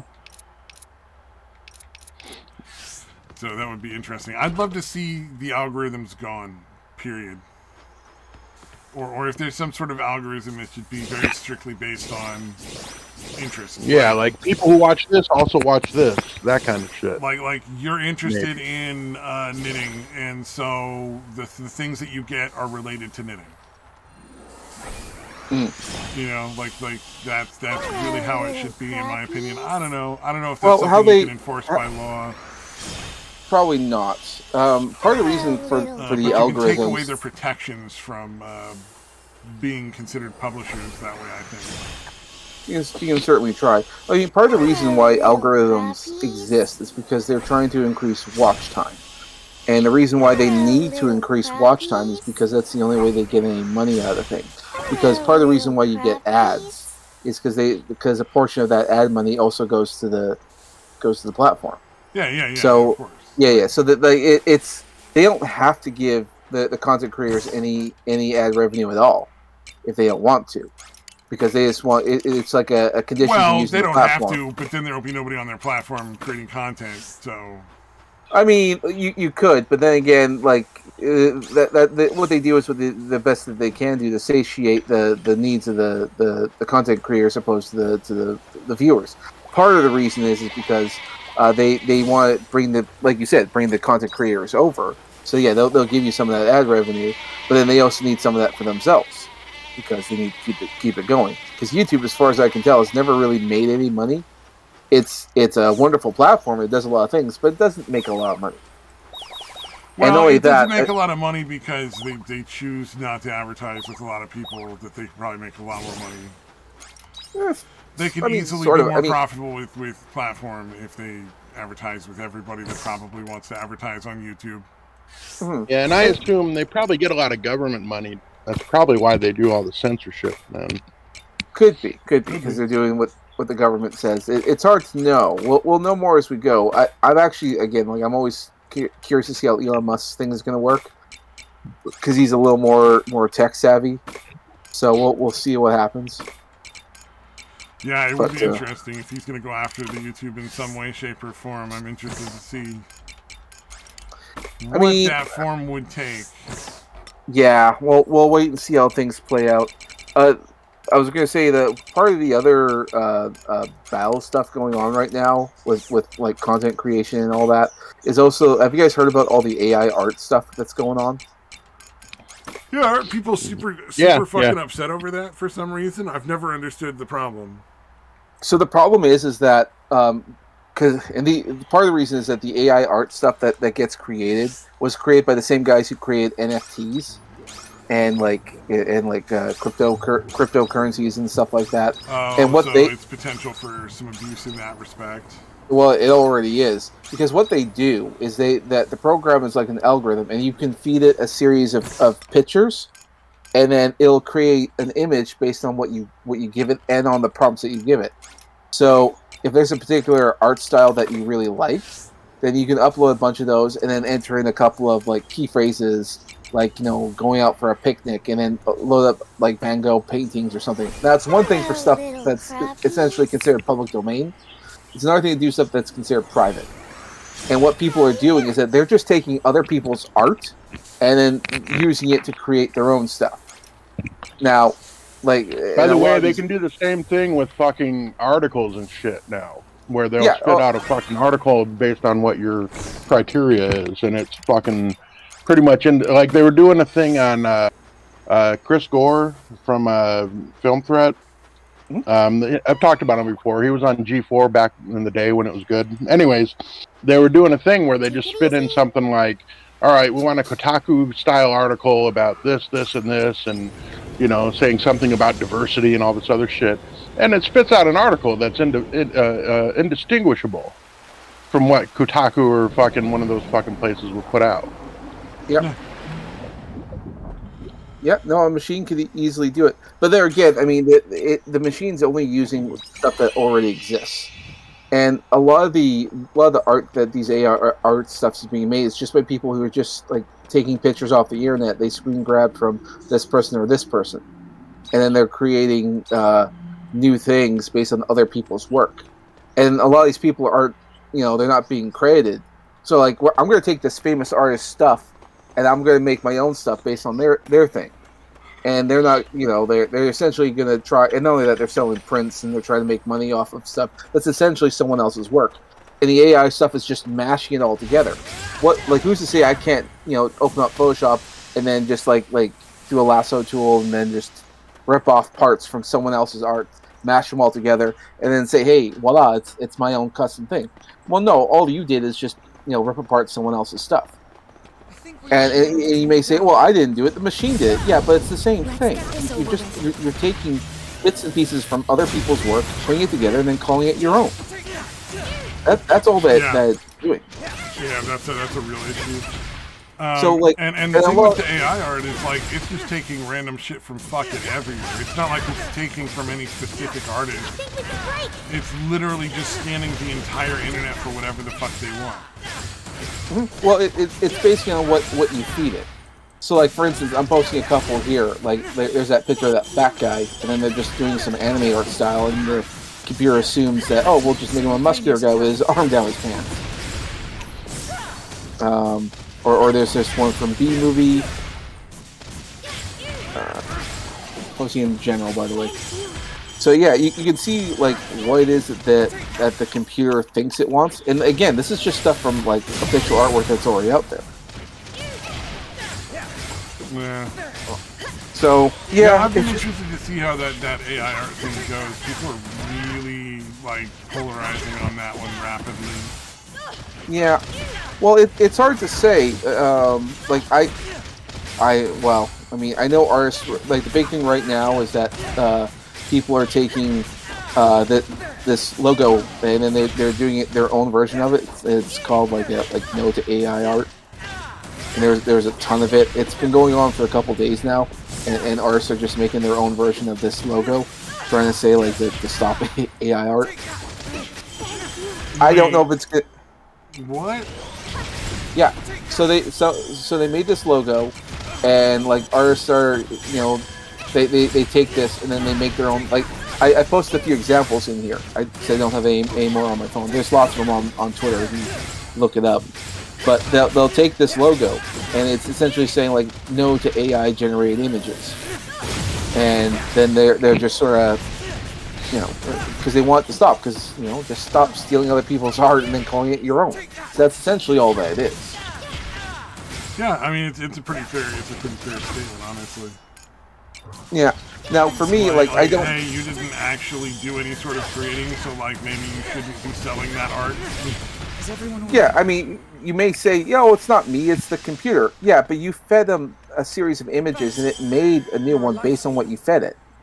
So, I mean, you're still taking someone else's art. You're just, saying, it's not me, it's just someone because else. you've removed the step of you having to physically go out and find the piece of art to steal does not mean that it's not theft now. Mm-hmm. Like, you can't be like, well, I didn't physically go into his house and take his car. Somebody else did that for me. I made a robot that broke into his house and took his car, but you can't complain about that because I didn't do it. That was the robot. That's right. Now, sometimes, I just posted one, sometimes the robot will make something that's fucking hilarious. Oh, yeah. Some of them. The one I just posted is it's the funniest shit I've ever seen. Oh, really? A father with no arms or legs, and you portray him as luggage? Okay. Anyway, sometimes the machine is unintentionally hilarious. Oh, yeah, there's some wackiness going on, for sure. Yeah. But, I mean, it's the machine. It doesn't know any better. It just knows what you feed it. Oh, no, is that Mr. Daquan? Did you take off here? You running away? I'm still here, dude. Oh, I heard a bump thing, so I thought somebody took off. No, No, he's still here. still here, dude. He ain't going anywhere. You just listen to me bitch about AI art. I'm not actually bitching. Like, surprisingly, I actually don't care about AI art. Oh shit! Yeah, AI art. I just remembered. Have any of you guys seen the Cameo website? No. What's that? Oh my Something god! I completely recently, forgot about or- this. So, this is the saddest shit on the planet. Here, hold on. Something specific? I mean, I know what Cameo is, where you pay people to fucking say shit. Well, Cameo is a new website. I'm going to put the link in there. Feel free to go visit the website. I'm going to drop it in the general on the Discord. Where you can get celebrities to record messages for you for money. Yeah, it's not that new. You can go pay somebody like $50, but there's all sorts of like not really celebrities. It's fucking hilarious, man. It's just the saddest shit on the planet. Yeah, it's been around for a while. I'm sure I'd mention it because I remember like this, has it? I know it's been like you can go to conventions and stuff and like pay to have somebody do like a message with you. Or... Cameo's been around for a while, dude. Oh, really? I remember telling you guys about how they did one for. You remember Rachel Dolezal, the bitch that was trying to pretend she was black? Yeah, yeah. There's a German that's way better at it than her, by the way. Okay, yeah. So anyway, she's got a Cameo, and basically somebody had paid her to do a thing like she was talking about these sales numbers, and basically had her say something like, and even though you're only 13% of the sales force, you're making 50% of the sales. The 13%, 50% FBI statistics. You know what I'm talking about? Yeah. Yeah, 13. Black people are 13% of the population. They commit 50% of the fucking violent crime. Yeah, so they basically had her do those numbers, but like putting it in like a sales thing to kind of cover it, but using those fucking percentages. Yeah, Cameo's been around for a while, dude. But yeah, it is fucking hilarious, dude. It's the saddest shit ever. Like, if you want to pay the guy who played the surgeon on what was that doctor show? It was a really big one. It had like the dopey kid he's learning to be a doctor, and then the mean doctor was in there, and he was always like mean to the dopey kid. Yeah, Scrubs. Scrubs. There you go. The muscly surgeon guy that always wore the bandanas. Yeah, You pay him $75 to say whatever bullshit you ask him to say or whatever. Mm-hmm. Yeah, the term celebrity, it's anybody that still has any fucking kind of career left is not generally doing it. It's just the most direct whoring I've ever seen. And it was like, my God, that's so fucking sad. Well, I'm not remotely surprised. Well, part of the problem it's been around since 2016, by the way. Damn. Yeah, part of the problem with a lot of Hollywood stuff is that, well, one, a lot of actors aren't getting the amount of work that they should be. Partially because Hollywood in particular has changed to the point where you can't get a role if you're not black. Exactly. Like, that's just the reality of it now. It's kind of fucked up. Well, if you're not black, if you're not a minority, if you're not like a woman and all that, like Hollywood definitely needs a reckoning of some sort. Like, for example, like look at Henry Cavill. He's the guy who played Superman and The Witcher and all that. And we talked about him earlier. You talked about him earlier. Like that guy, there's no reason why he shouldn't be the biggest actor in Hollywood right now. Oh yeah, he's really talented. He's really good. He's easy to work with. He's fucking ridiculously pretty too. Like, that is the man that gets raped the first day of prison. Way too pretty to not get raped the first day of prison. Although he's pretty fucking buff, so maybe not. Yeah, and he's. You're gonna try though. Like he is super relatable. A lot of people like him. Yet he's not the biggest guy in Hollywood, and he should be. There's no reason why he shouldn't be. And no, the reason is because he's white, and now they don't want white people for any roles because white people are not popular to the people that are paying the bills.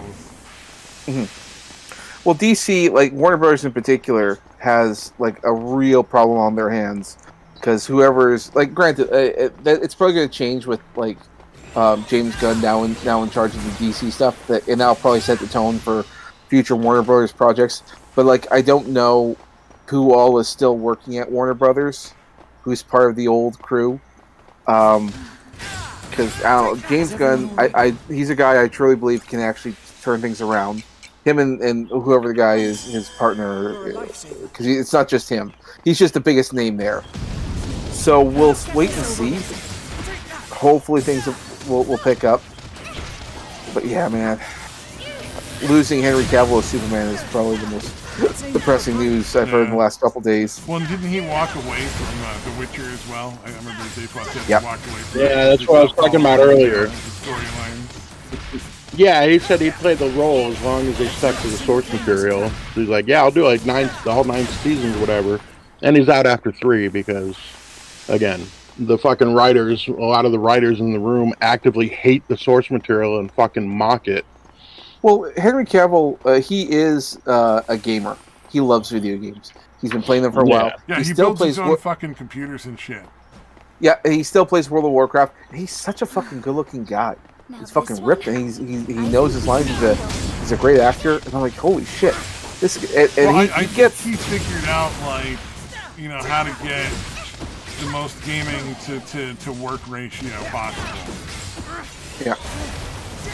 It was like, I can just go be an actor, and all I gotta do is make sure I work out like 2 hours a day, which gets me all the pussy I want, and I can go game the rest of the time. Because I'm only gonna be doing acting like 6 or 7 months out of the year. That was a good workout. I would hope he gets a lot more pussy than that. But yeah, he's married, and so, like, from what I've heard, if you've seen his wife, she's not the best looking woman. He's definitely a guy who lowered his standard. You mean he chose somebody based on actual, like, personality? What a horrible thing he's doing. I know, right? He's the kind of guy who can smash any beautiful woman he wants, but yeah, apparently not. So we'll see. Yeah, I mean, maybe. Okay, so I used to go dancing all the time. There were some very, very beautiful women who were fucking awful people. Oh yeah. Like, in fact, I would go so far as to say that is more often than not. the very, very beautiful women are awful, awful people. Oh. Yeah, I mean, part of the reason why I understand why you would not want to date Let's them. get this over with. Well, yeah. Live with that woman? Nah.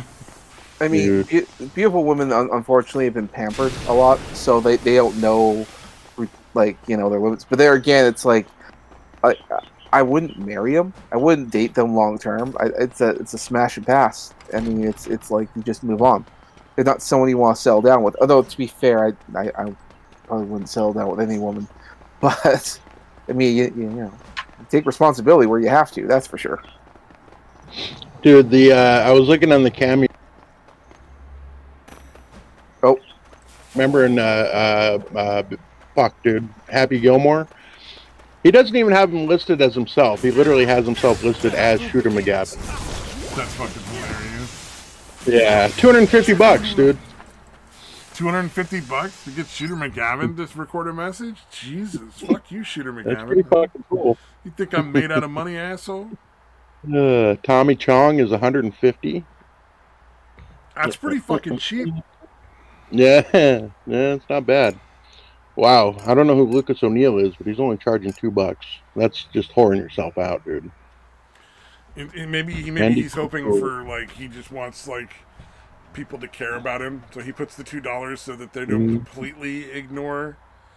Dude, I have been tempted, dude, to put myself up there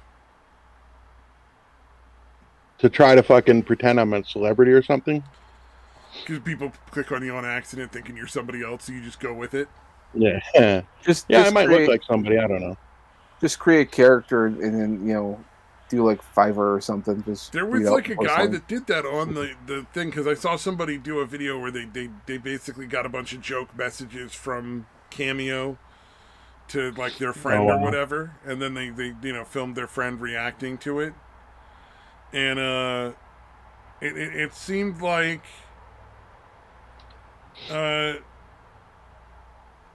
I lost my train of thought. It seemed like there were actually quite a few people on there who were not necessarily famous, but it just made some sort of weird, wacky character. Or maybe were just barely enough to be considered a meme. You know? Mm-hmm. Dude, I did a high to low thing, dude. The guy, who's the guy on the fucking Shark Tank? Mr. Goddamn, why can't I not remember his name? Whatever. Kevin O'Leary from fucking Shark Tank is the top one, $1,500. Well, yeah, I mean everyone likes him. Although I don't know if they'll like him too much because that whole was that crypto thing that went down. THQ or whatever it was. I don't remember that. Oh, that guy. FTX, yeah, FTX. Yeah. Oh, gotcha. Oh, he was in on that, huh? Yeah. Well, he was asked because after all the controversy stuff that started going on there, he was asked on the interview, like, would you still support him? And he said, yes, absolutely. I'm like, yeah, dude, why'd you say that? Why'd you say that? That's not going to age well. Yeah, you would think that you would recognize that would just be a bad idea. Mm-hmm.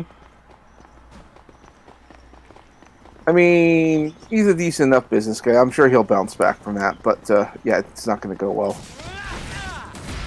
Dude, I'm looking at this. Like, it tells you, like, their star rating or whatever. So obviously you rate them after they do their fucking thing. So he's gotten at least 236 people to pay $1,500. So that's fucking 300 grand, probably 400 grand. Good for him, I guess. I mean, most of these people, I have yet to recognize anyone else on here yet. Who the fuck are these people charging this kind of money? I don't know. Shaka Khan? Really? $800? Okay. That's really why. That name sounds familiar. I think she's from a long time ago, though. Stefan Marbury is charging $600? Yeah, you're a decent player, dude, but what the fuck, dude? I don't know what he plays. Yeah, he's a basketball player, dude. He had a decent career, but Jesus Christ, he wasn't a superstar. Robert Englund, okay, I know that guy. He's Freddy. $500. Ready, Freddy? No, Freddy fucking Krueger. Oh, okay. Who the fuck is Ready Freddy? I don't know. It's like I think it's a line from a song. We're just trying to play along, dude. It's like a Freddie Oh, Mercury fuck. thing. Oh, okay. Like Don it's a Johnson, mention in one of his $500. songs, if I'm not mistaken. All right. So yeah, Don Johnson, $500. All right. Almost everyone else that I just looked at, I didn't recognize. Get Don Johnson to do the whole Bubba thing from the fucking what you call it? From when he was what was that show where he was a detective in San Francisco? Oh, Nash Bridges. Yeah, Nash Bridges. He did the whole like. Yeah, with Cheech. Yeah, he'd be like, "What's up, Bubba?" We call everybody Bubba. All right, Lindsay Lohan is $500. That Jeff Ross, $500. She's like, okay. "You just gotta get me a bag of rock, baby. I'll say whatever you want me to." Like, I'm sure if you get her enough drugs, she'll say whatever the fuck she wants. Yeah. David Hasselhoff. Oh, he's only $4.99. Yeah. Really? Dude, Cox from Scrubs, the fucking mean doctor guy. $4.75. 175? That's it? No, $4.75. Oh, $4.75. That makes more sense. Because Scrubs was really, really beloved. Yeah, his character was fucking definitely awesome. One of the main characters that people watch this show for. Yeah, he was fucking funny, dude. He was House before House, you know? Yeah. Dice is $4.50. As is Chuck Norris, Ice-T. Okay, now we're getting into people I fucking know, at least. Sally Struthers, $400? Really? That's an expensive drink.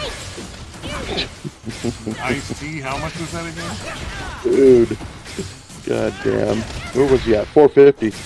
God damn, that's crazy. Jesus, some of these people really fucking... Brian Austin Green, the sixth most popular actor on fucking 90210. Really fun. Figure out something that's not like, oh my god, call the police and make sure this person doesn't kill themselves. But is enough of a real thing that you're like, wow, wow. And then have them give you like their advice on it. Like ask them to give you the like, give me your wisdom on this thing or whatever.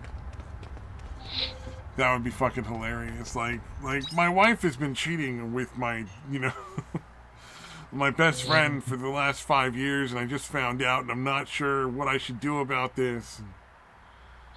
I just really like you to cheer me up. Give me your best cheer you up for that circumstance. Fucking. Yeah. I don't think they ad lib. I think tell them to fucking say.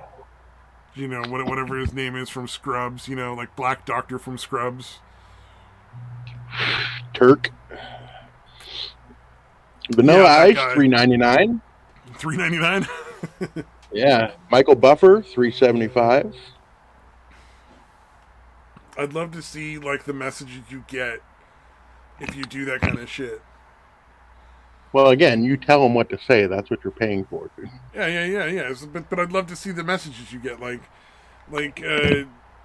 Ice-T. It turns out my uncle has been molesting my nephew, and I wanted to send him a cheering up message from Cameo. You tell him that everything's and also, going can to you be tell all my right. uncle to stop it? I think he might listen to you. Can you tell my uncle to stop it? Just fucking... Like, I'm sure some of them would turn it down, but there's got to be some of them who are, like, just that fucking disturbed. Yeah, like, I need that money. Like, $500 is $500. Yeah, stop molesting your kid. You're fucking gross.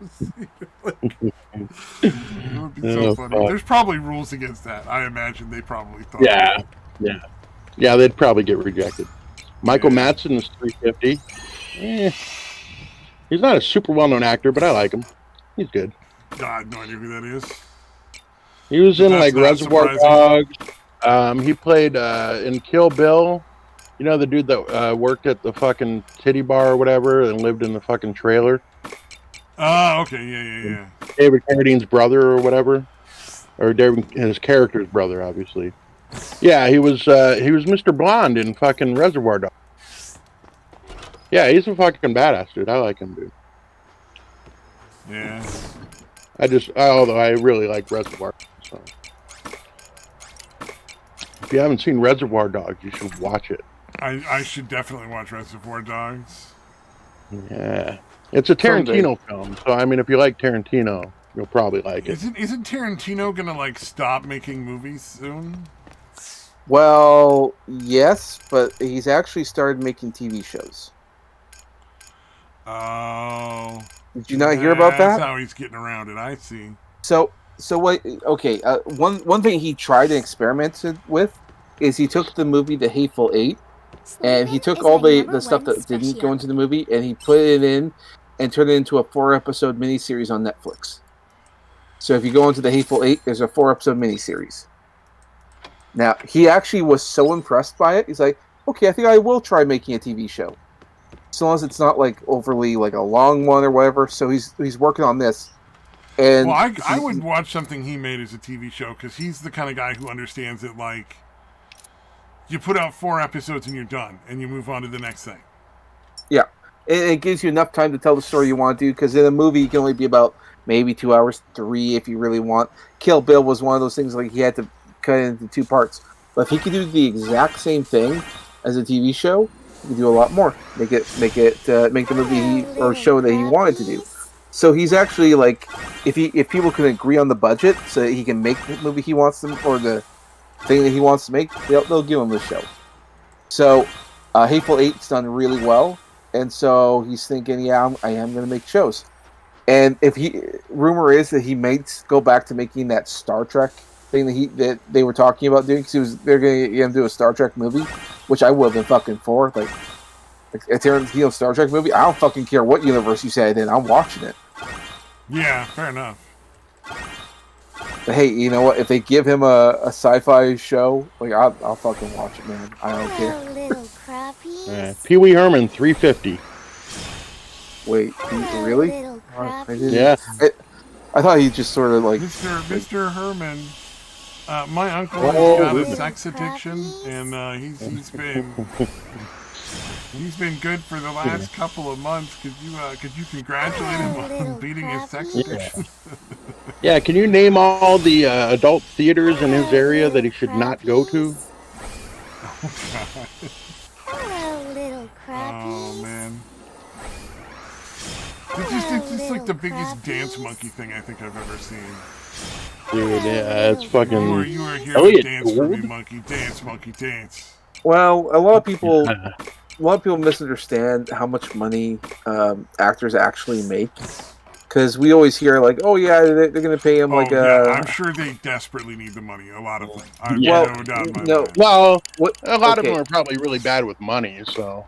Well, that's Yeah, part I'm of not the problem. being facetious. I'm being legitimate. I'm sure they desperately need the money. That wasn't a joke.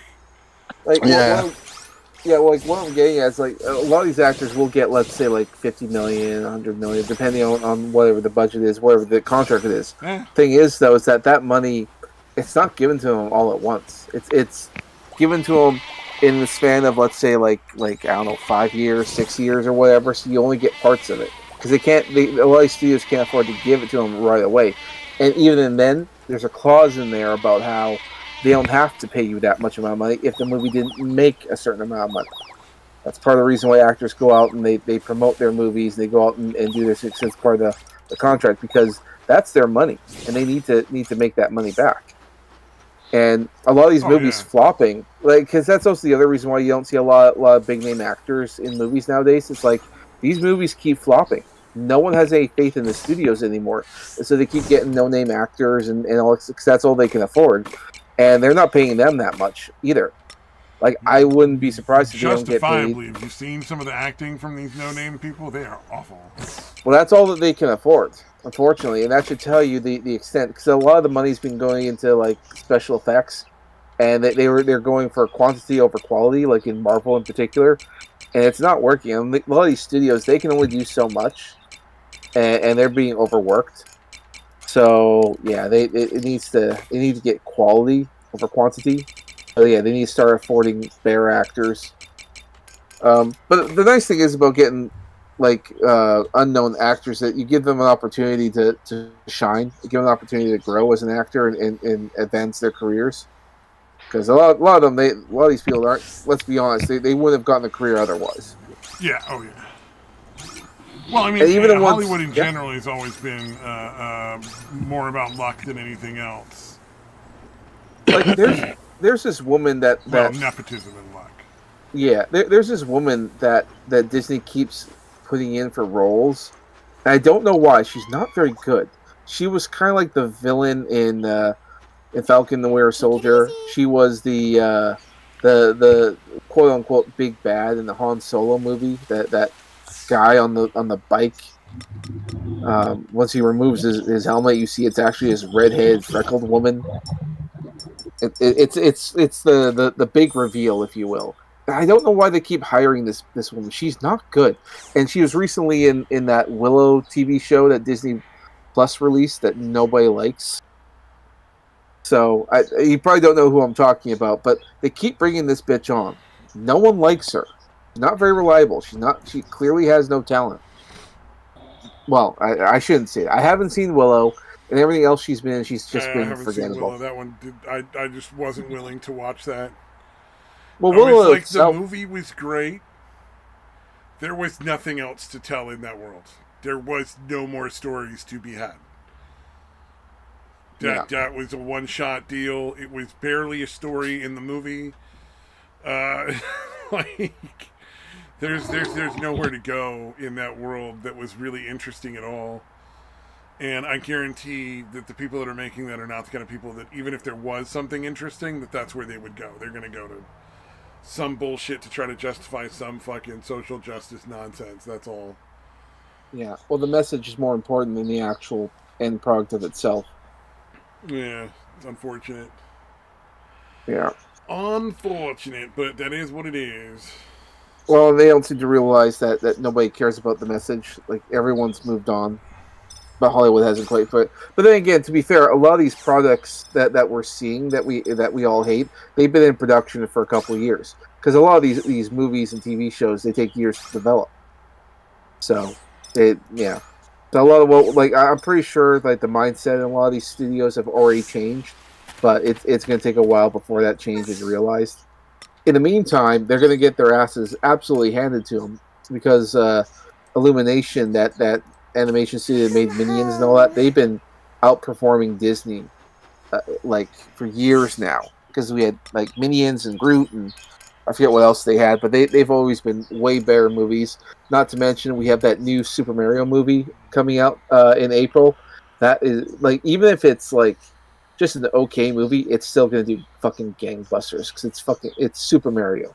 It's Super Everyone Mario and it's Chris Pratt playing Super Mario. And it'll also be around the time when in Hollywood Universal Studios they have that Super Mario Land coming out. They have that theme park that it's going to be up and running around that time as well. It's going to be fucking incredible, absolutely incredible. So, and like California and Hollywood, they fucking need it. So they need tourism. No one's coming for Disney. No one's coming for anything else, but they'll come for Mario. So that's like Super Mario is probably going to save California in a lot of ways. It might. Wait and see. But I could be wrong. Yeah, we'll see. I mean, I'm interested in seeing the movie myself. That one actually is interesting to me. Yeah, I understand. Like people keep bitching about like the voices. I get it. I understand that. At the same time, I don't care. I'm gonna watch it. Yes, Chris Pratt sounds like Chris Pratt playing Mario. He doesn't quite sound like Mario. Jack Black as Bowser, fucking incredible. I love it. He sounds just like I would want Bowser to sound, so he's doing good. Peach, she doesn't really sound like Peach. She sounds like a woman playing Peach. Peach is supposed to be a stereotypical, very feminine sounding, cartoonishly feminine sounding character. Whoa! You can't have feminine cartoons. Well, to be fair, That's sexist. I think a lot of this is being done on purpose because it's like are you really going to get Chris Pratt to do a stereotypical Italian, and then someone's going to say he doesn't sound like a, or he sounds like he's doing like blackface and voice or something? So they're probably being like calculating as to why they're doing this, which is like I understand that. I would like it if they would just sort of embrace what it is. He's Italian. Have him do an Italian play. Now, granted, I remember like people were bitching because they didn't get the original actor to play Mario. He's still around. He could easily. Well, no, I shouldn't say easily do it. He did say that Mario was kind of hard on his voice. So to get him doing a whole movie, yeah. But he's still in the movie. He's playing a cameo as one of the mushroom citizens. So he's still going to be in there. So. Luis Guzman, $250. We were talking about him earlier with the whole Addams family thing. I fucking remember. Yeah. Corey Feldman, also $250. Ooh, that seems to be the sweet spot. Oh, I think you're right. One of the other movies I'm looking forward to this summer, because it's going to be a good summer for movies, I think. Have you guys seen the trailer for Cocaine Bear? No.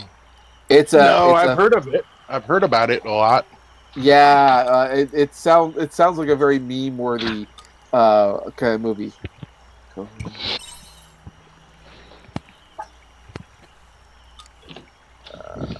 Bear. I'm trying to type in. I don't know how to spell cocaine, but yeah, Cocaine Bear. Fucking, it seems like a very meme title. It's the same thing with like Snakes on a Plane. It sounds ridiculous, but it's a fucking meme kind of thing.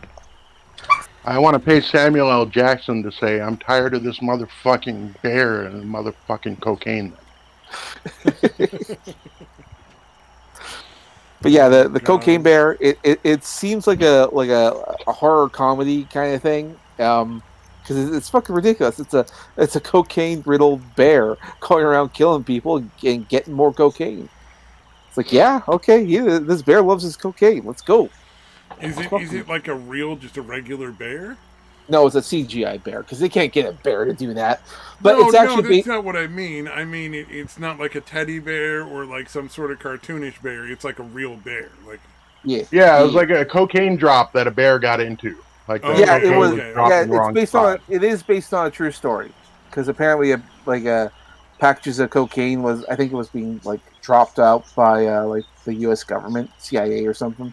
And the bear got into it, went on a cocaine rage of some sort. Rage or something. Yeah, and it went out and seeked more cocaine.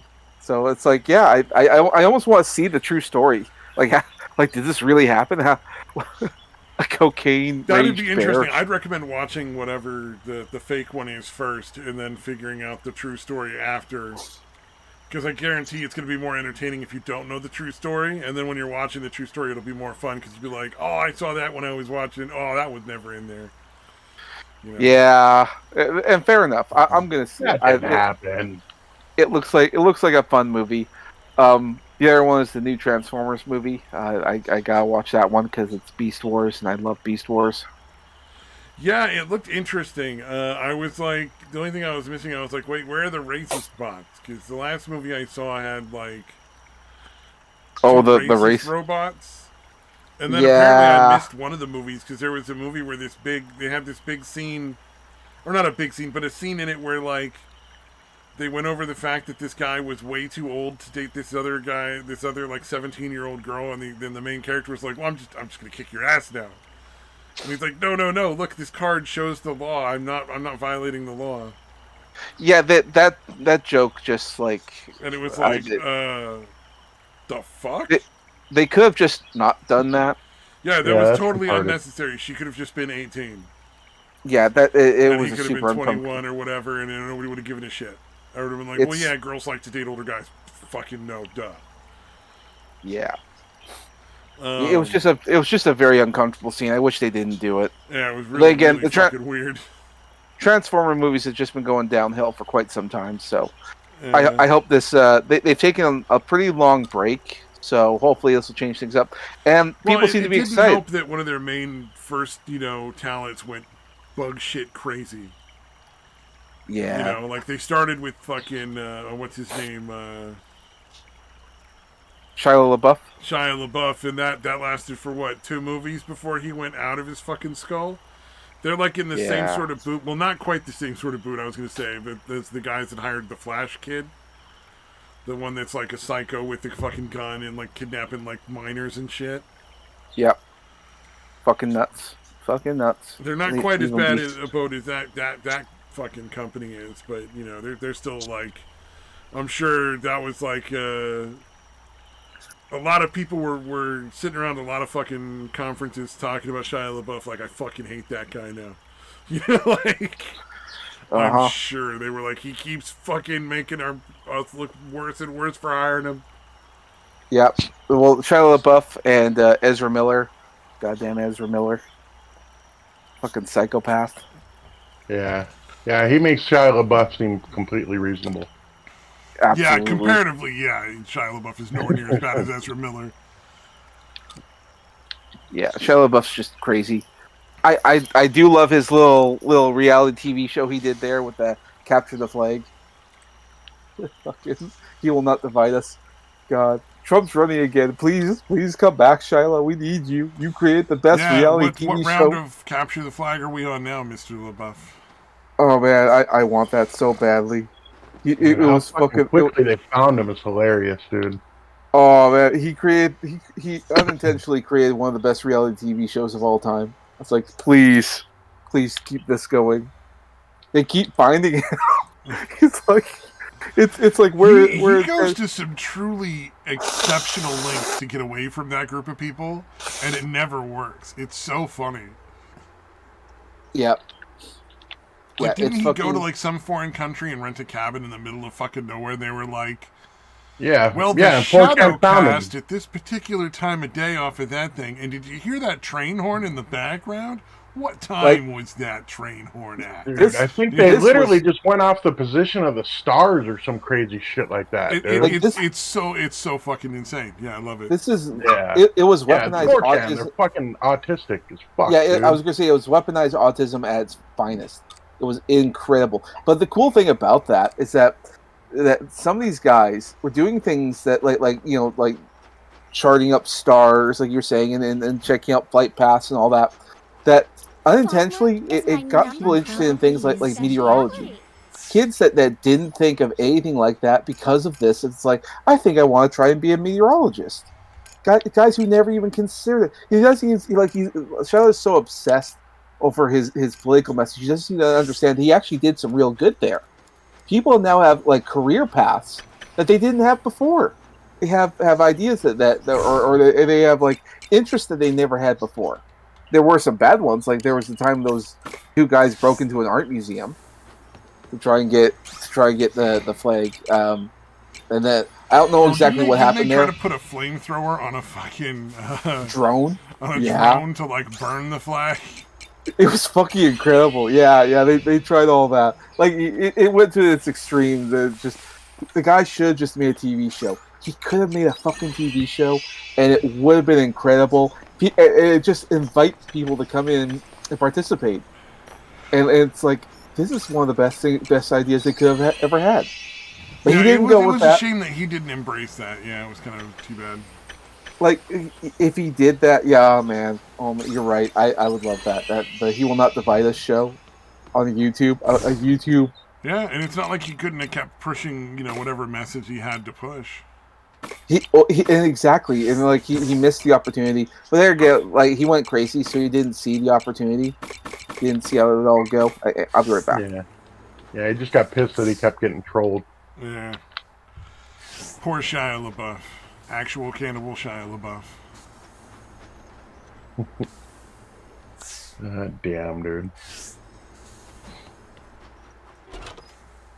Man, I am at the end of this Harvestella game, and I'm just trying to finish off all the like the things you can collect, get all the collectible things. Right. So like there's little dolls that you collect and turn in for things, and there's little places where you have to use bombs or like repair kits to fix things or blow up walls. And I have one fucking ladder somewhere in all the dungeons that I went through. And I don't know where the fuck it is. So I'm having to slowly go back through like every fucking dungeon in the game. And just Sucks. systematically go floor by floor and check every single thing visually one more time. And it is fucking boring. It's fun, but it's boring. I like the farming part of it that I'm at now. And I got to finish off and get married to one of the other people in the game. Because until you beat the game, you're building up your relationship with the other people by doing quests for them. Like, you're going and helping them do stuff. Like, you have to help the... there's an assassin, you have to help her, like, deal with stuff from her past and, like, all that kind of silly shit. Alright. And it was a lot of fun doing all those quests. So it's really easy to get all of them to the level where you can choose anyone. And so I chose the unicorn because fucking who cares? Like, I'm not actually marrying anybody. It's a game, and I thought it'd be funny to be married to the fucking crazy unicorn.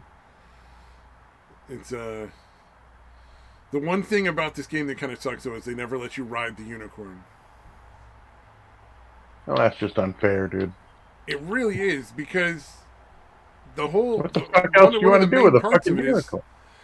Well, yeah, and the whole point of having an overmap is you ride around on little vehicles to go do stuff. So you can go buy like this rabbit creature that you ride like a horse, and eventually you unlock an airship because it's like a Final Fantasy world. So there's always an airship. And I was like, it would have been awesome if when I maxed out my friendship with the fucking unicorn, if it became one of the options to travel on the map with, and it was like faster than the bunny. But not as fast, obviously, as the airship, because you can't just go in the, around. You have to go around shit on the ground. You can't just fly over in a straight line.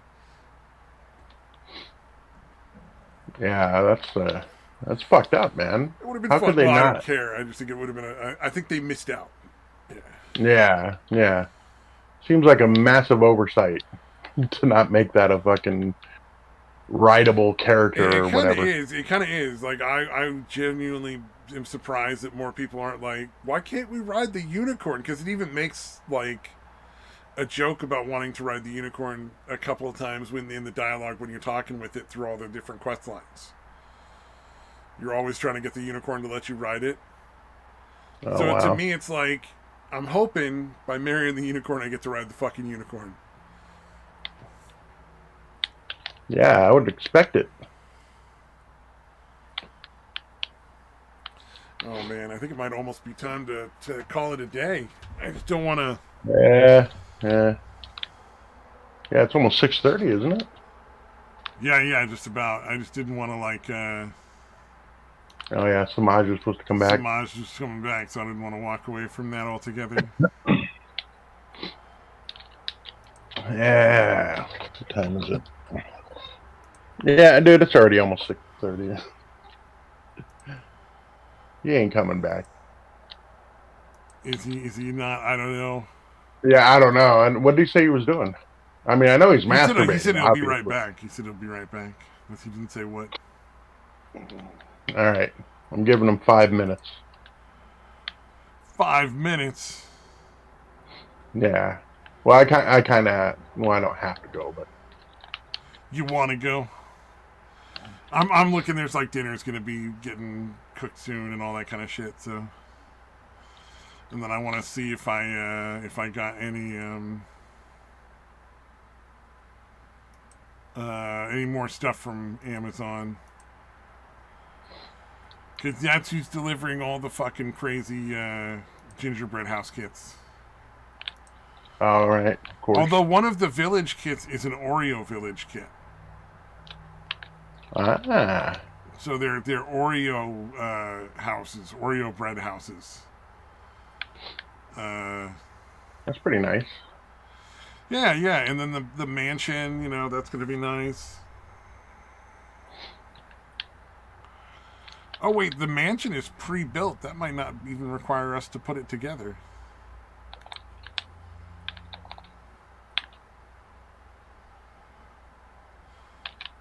Oh no, you got to put the parts together. Okay, I was going to say that's part of the fun of the gingerbread house, I would assume.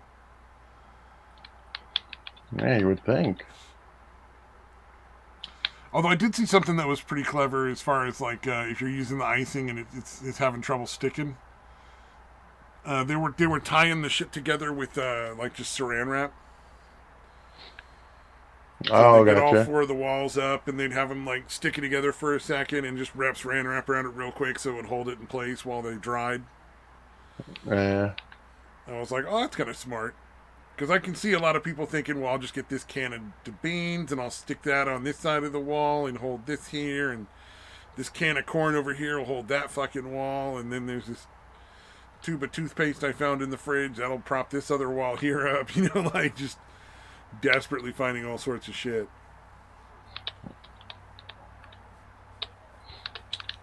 Yeah. I don't think there's any other real news. Yeah, not much else going on. Oh, the writers of Rick and Morty put out a new video game recently that looks pretty good, but I've only seen like a few minutes of it, so I couldn't say if it's really a good game or not, but it looks like it'd be fun. It's like aliens come and fucking invade, and then you teleport your house to another planet to try to save Earth, and you get a gun that sits and talks to you, has a little face on the back of it. Sounds like Morty.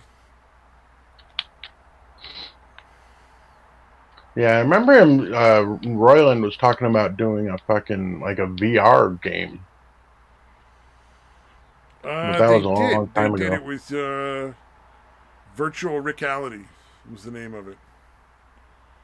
And it looked pretty fucking mediocre. But Yeah. that's not necessarily them. That's just VR is a really new platform, so there's not really a lot of established really like what the best like ways to make games are on there and how to make them appealing to the largest audience kind of thing. Detective Pikachu is by far one of the greatest movies of all time. I actually did enjoy Detective Pikachu. I was surprised that I enjoyed it. Also, I was just sort of joking there. It's a mediocre movie, but no, it's not the greatest movie of all time, obviously. But I was surprised that I actually enjoyed the film because I wasn't a big. I've never been a big Pokemon fan, so it's kind of weird to me. See, okay, Yeah. there's I'm this. just old enough to have missed it. Yeah. Well, I mean, Ryan Reynolds playing Pikachu was definitely a bizarre role. I wasn't expecting that. I'm like a lot of people. I kind of felt like Danny DeVito should have played Pikachu because he's playing an older, because it's Detective Pikachu from like the game that was actually Detective Pikachu. It was like an older Pikachu that would go off and help solve mysteries and shit. So okay. Yeah, that's why everyone assumed like Danny DeVito would be perfect for the role. Well, in the movie, wasn't Detective Pikachu just like his dad's brain in the fucking Pokemon body? Yeah. So, yeah, I and mean, so they got.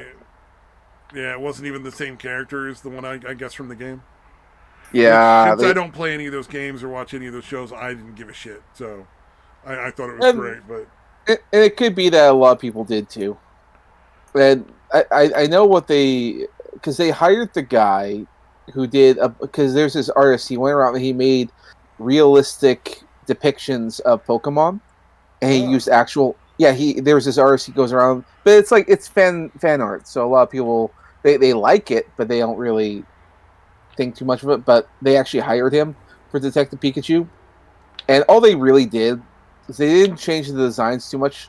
They just add a lot more fluffy fur texture and skin textures to make them look more real, but they still looked very cartoony on set or on the movie. That's a fine line to walk because you don't want them to look like actual animals. That would be fucking disturbing. Yep. But Yeah, you remember don't what want they them did to with look Sonic? like cartoons like fucking from Space Jam. You know, like you don't want them to be like just shitty. Yeah, or like the original Sonic. Yeah, really. Yeah, I mean, I think they made the best choice in that regard.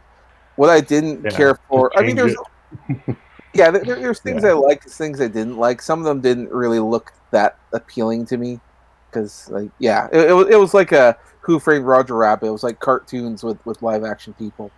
I didn't really believe what I was looking at was actually a real thing, and maybe that was for the best because too real is probably uncanny and partially disturbing.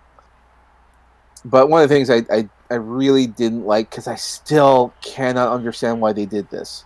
But one of the most popular Pokemon of all time is Mewtwo. Like I still remember him from the original animated movie. Fucking incredible. They got a great actor to play him. And then for some reason the guy just stopped acting and he just started teaching classes on voice acting.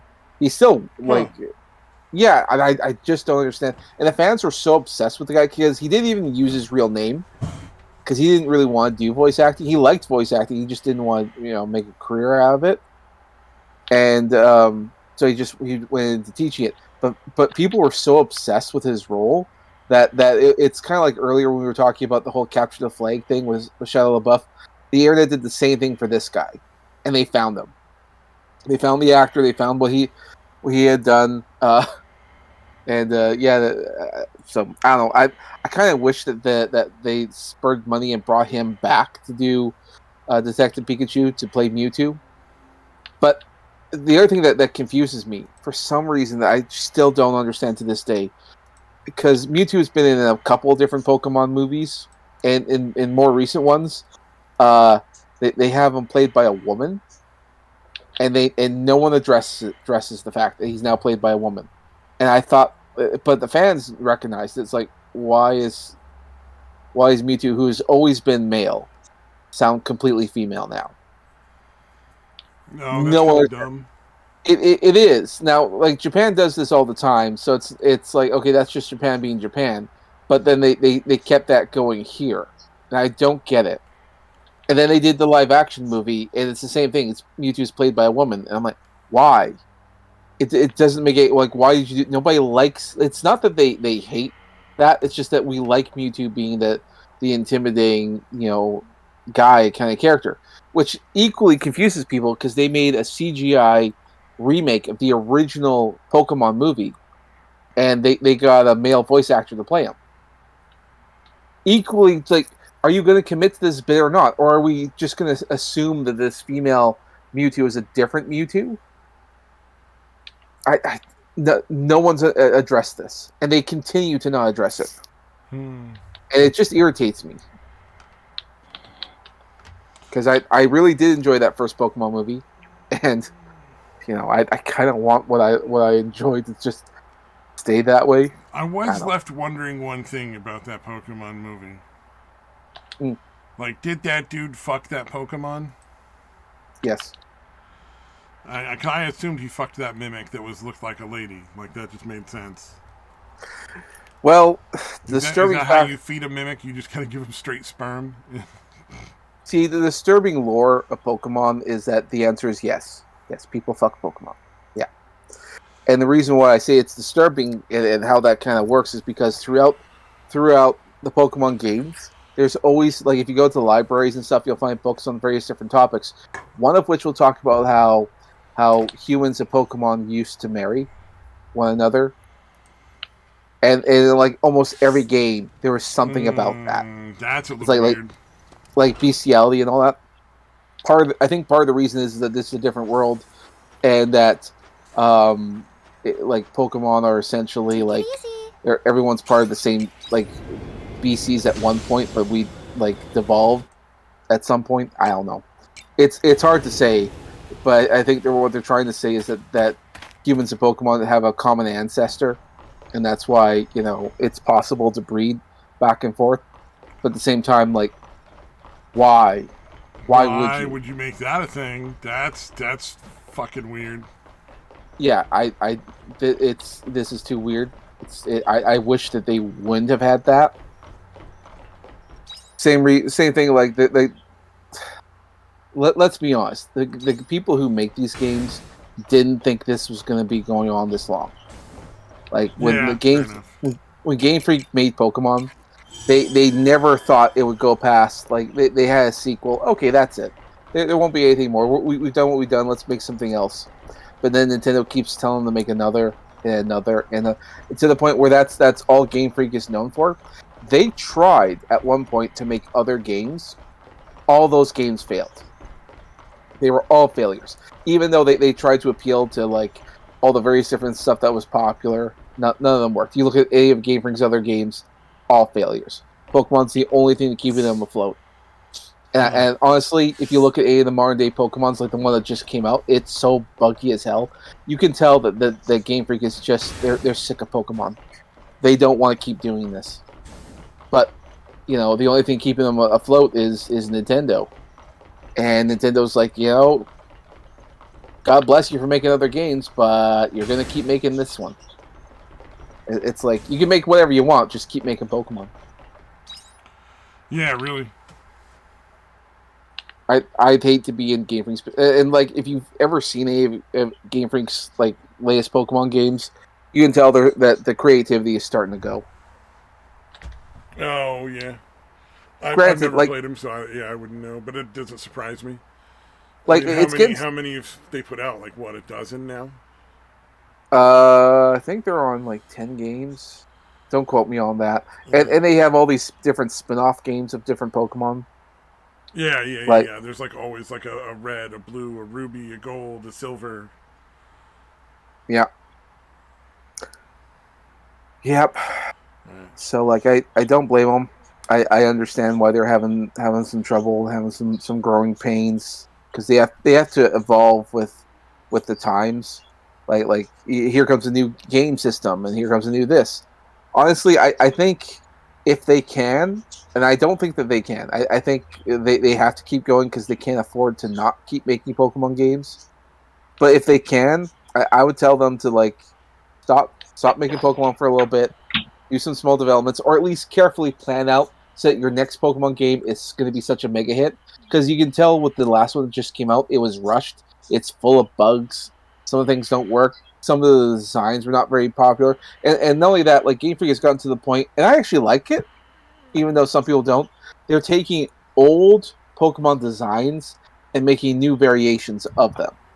So, like, here's a Pokemon that was a fire type. In this new one, it's a water type. Like, okay. Interesting. But logically, that would make sense. Like, what? Like, their classic original one was this rat Pokemon. It was like a purplish kind of rat. But in one of the newer ones, he's like a black rat now. I'm like, oh, okay. Like, I'm okay with that. We can have different variations of different Pokemon. Okay, that. I'm not. That doesn't bother me so much. But some people are saying that's kind of lazy, and I can see that. But still, it's better than nothing. Well, if you look at some of the newer designs, they're so fucking bad. So some of them are just not good. Anyway, so that's me. Yep. That's my I think Pokemon.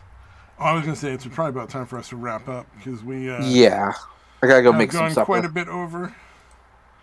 But thanks for anybody that stuck around. Appreciate it. And thanks for showing up, Mr. Samash. Day 12 already ran away. Yeah. So.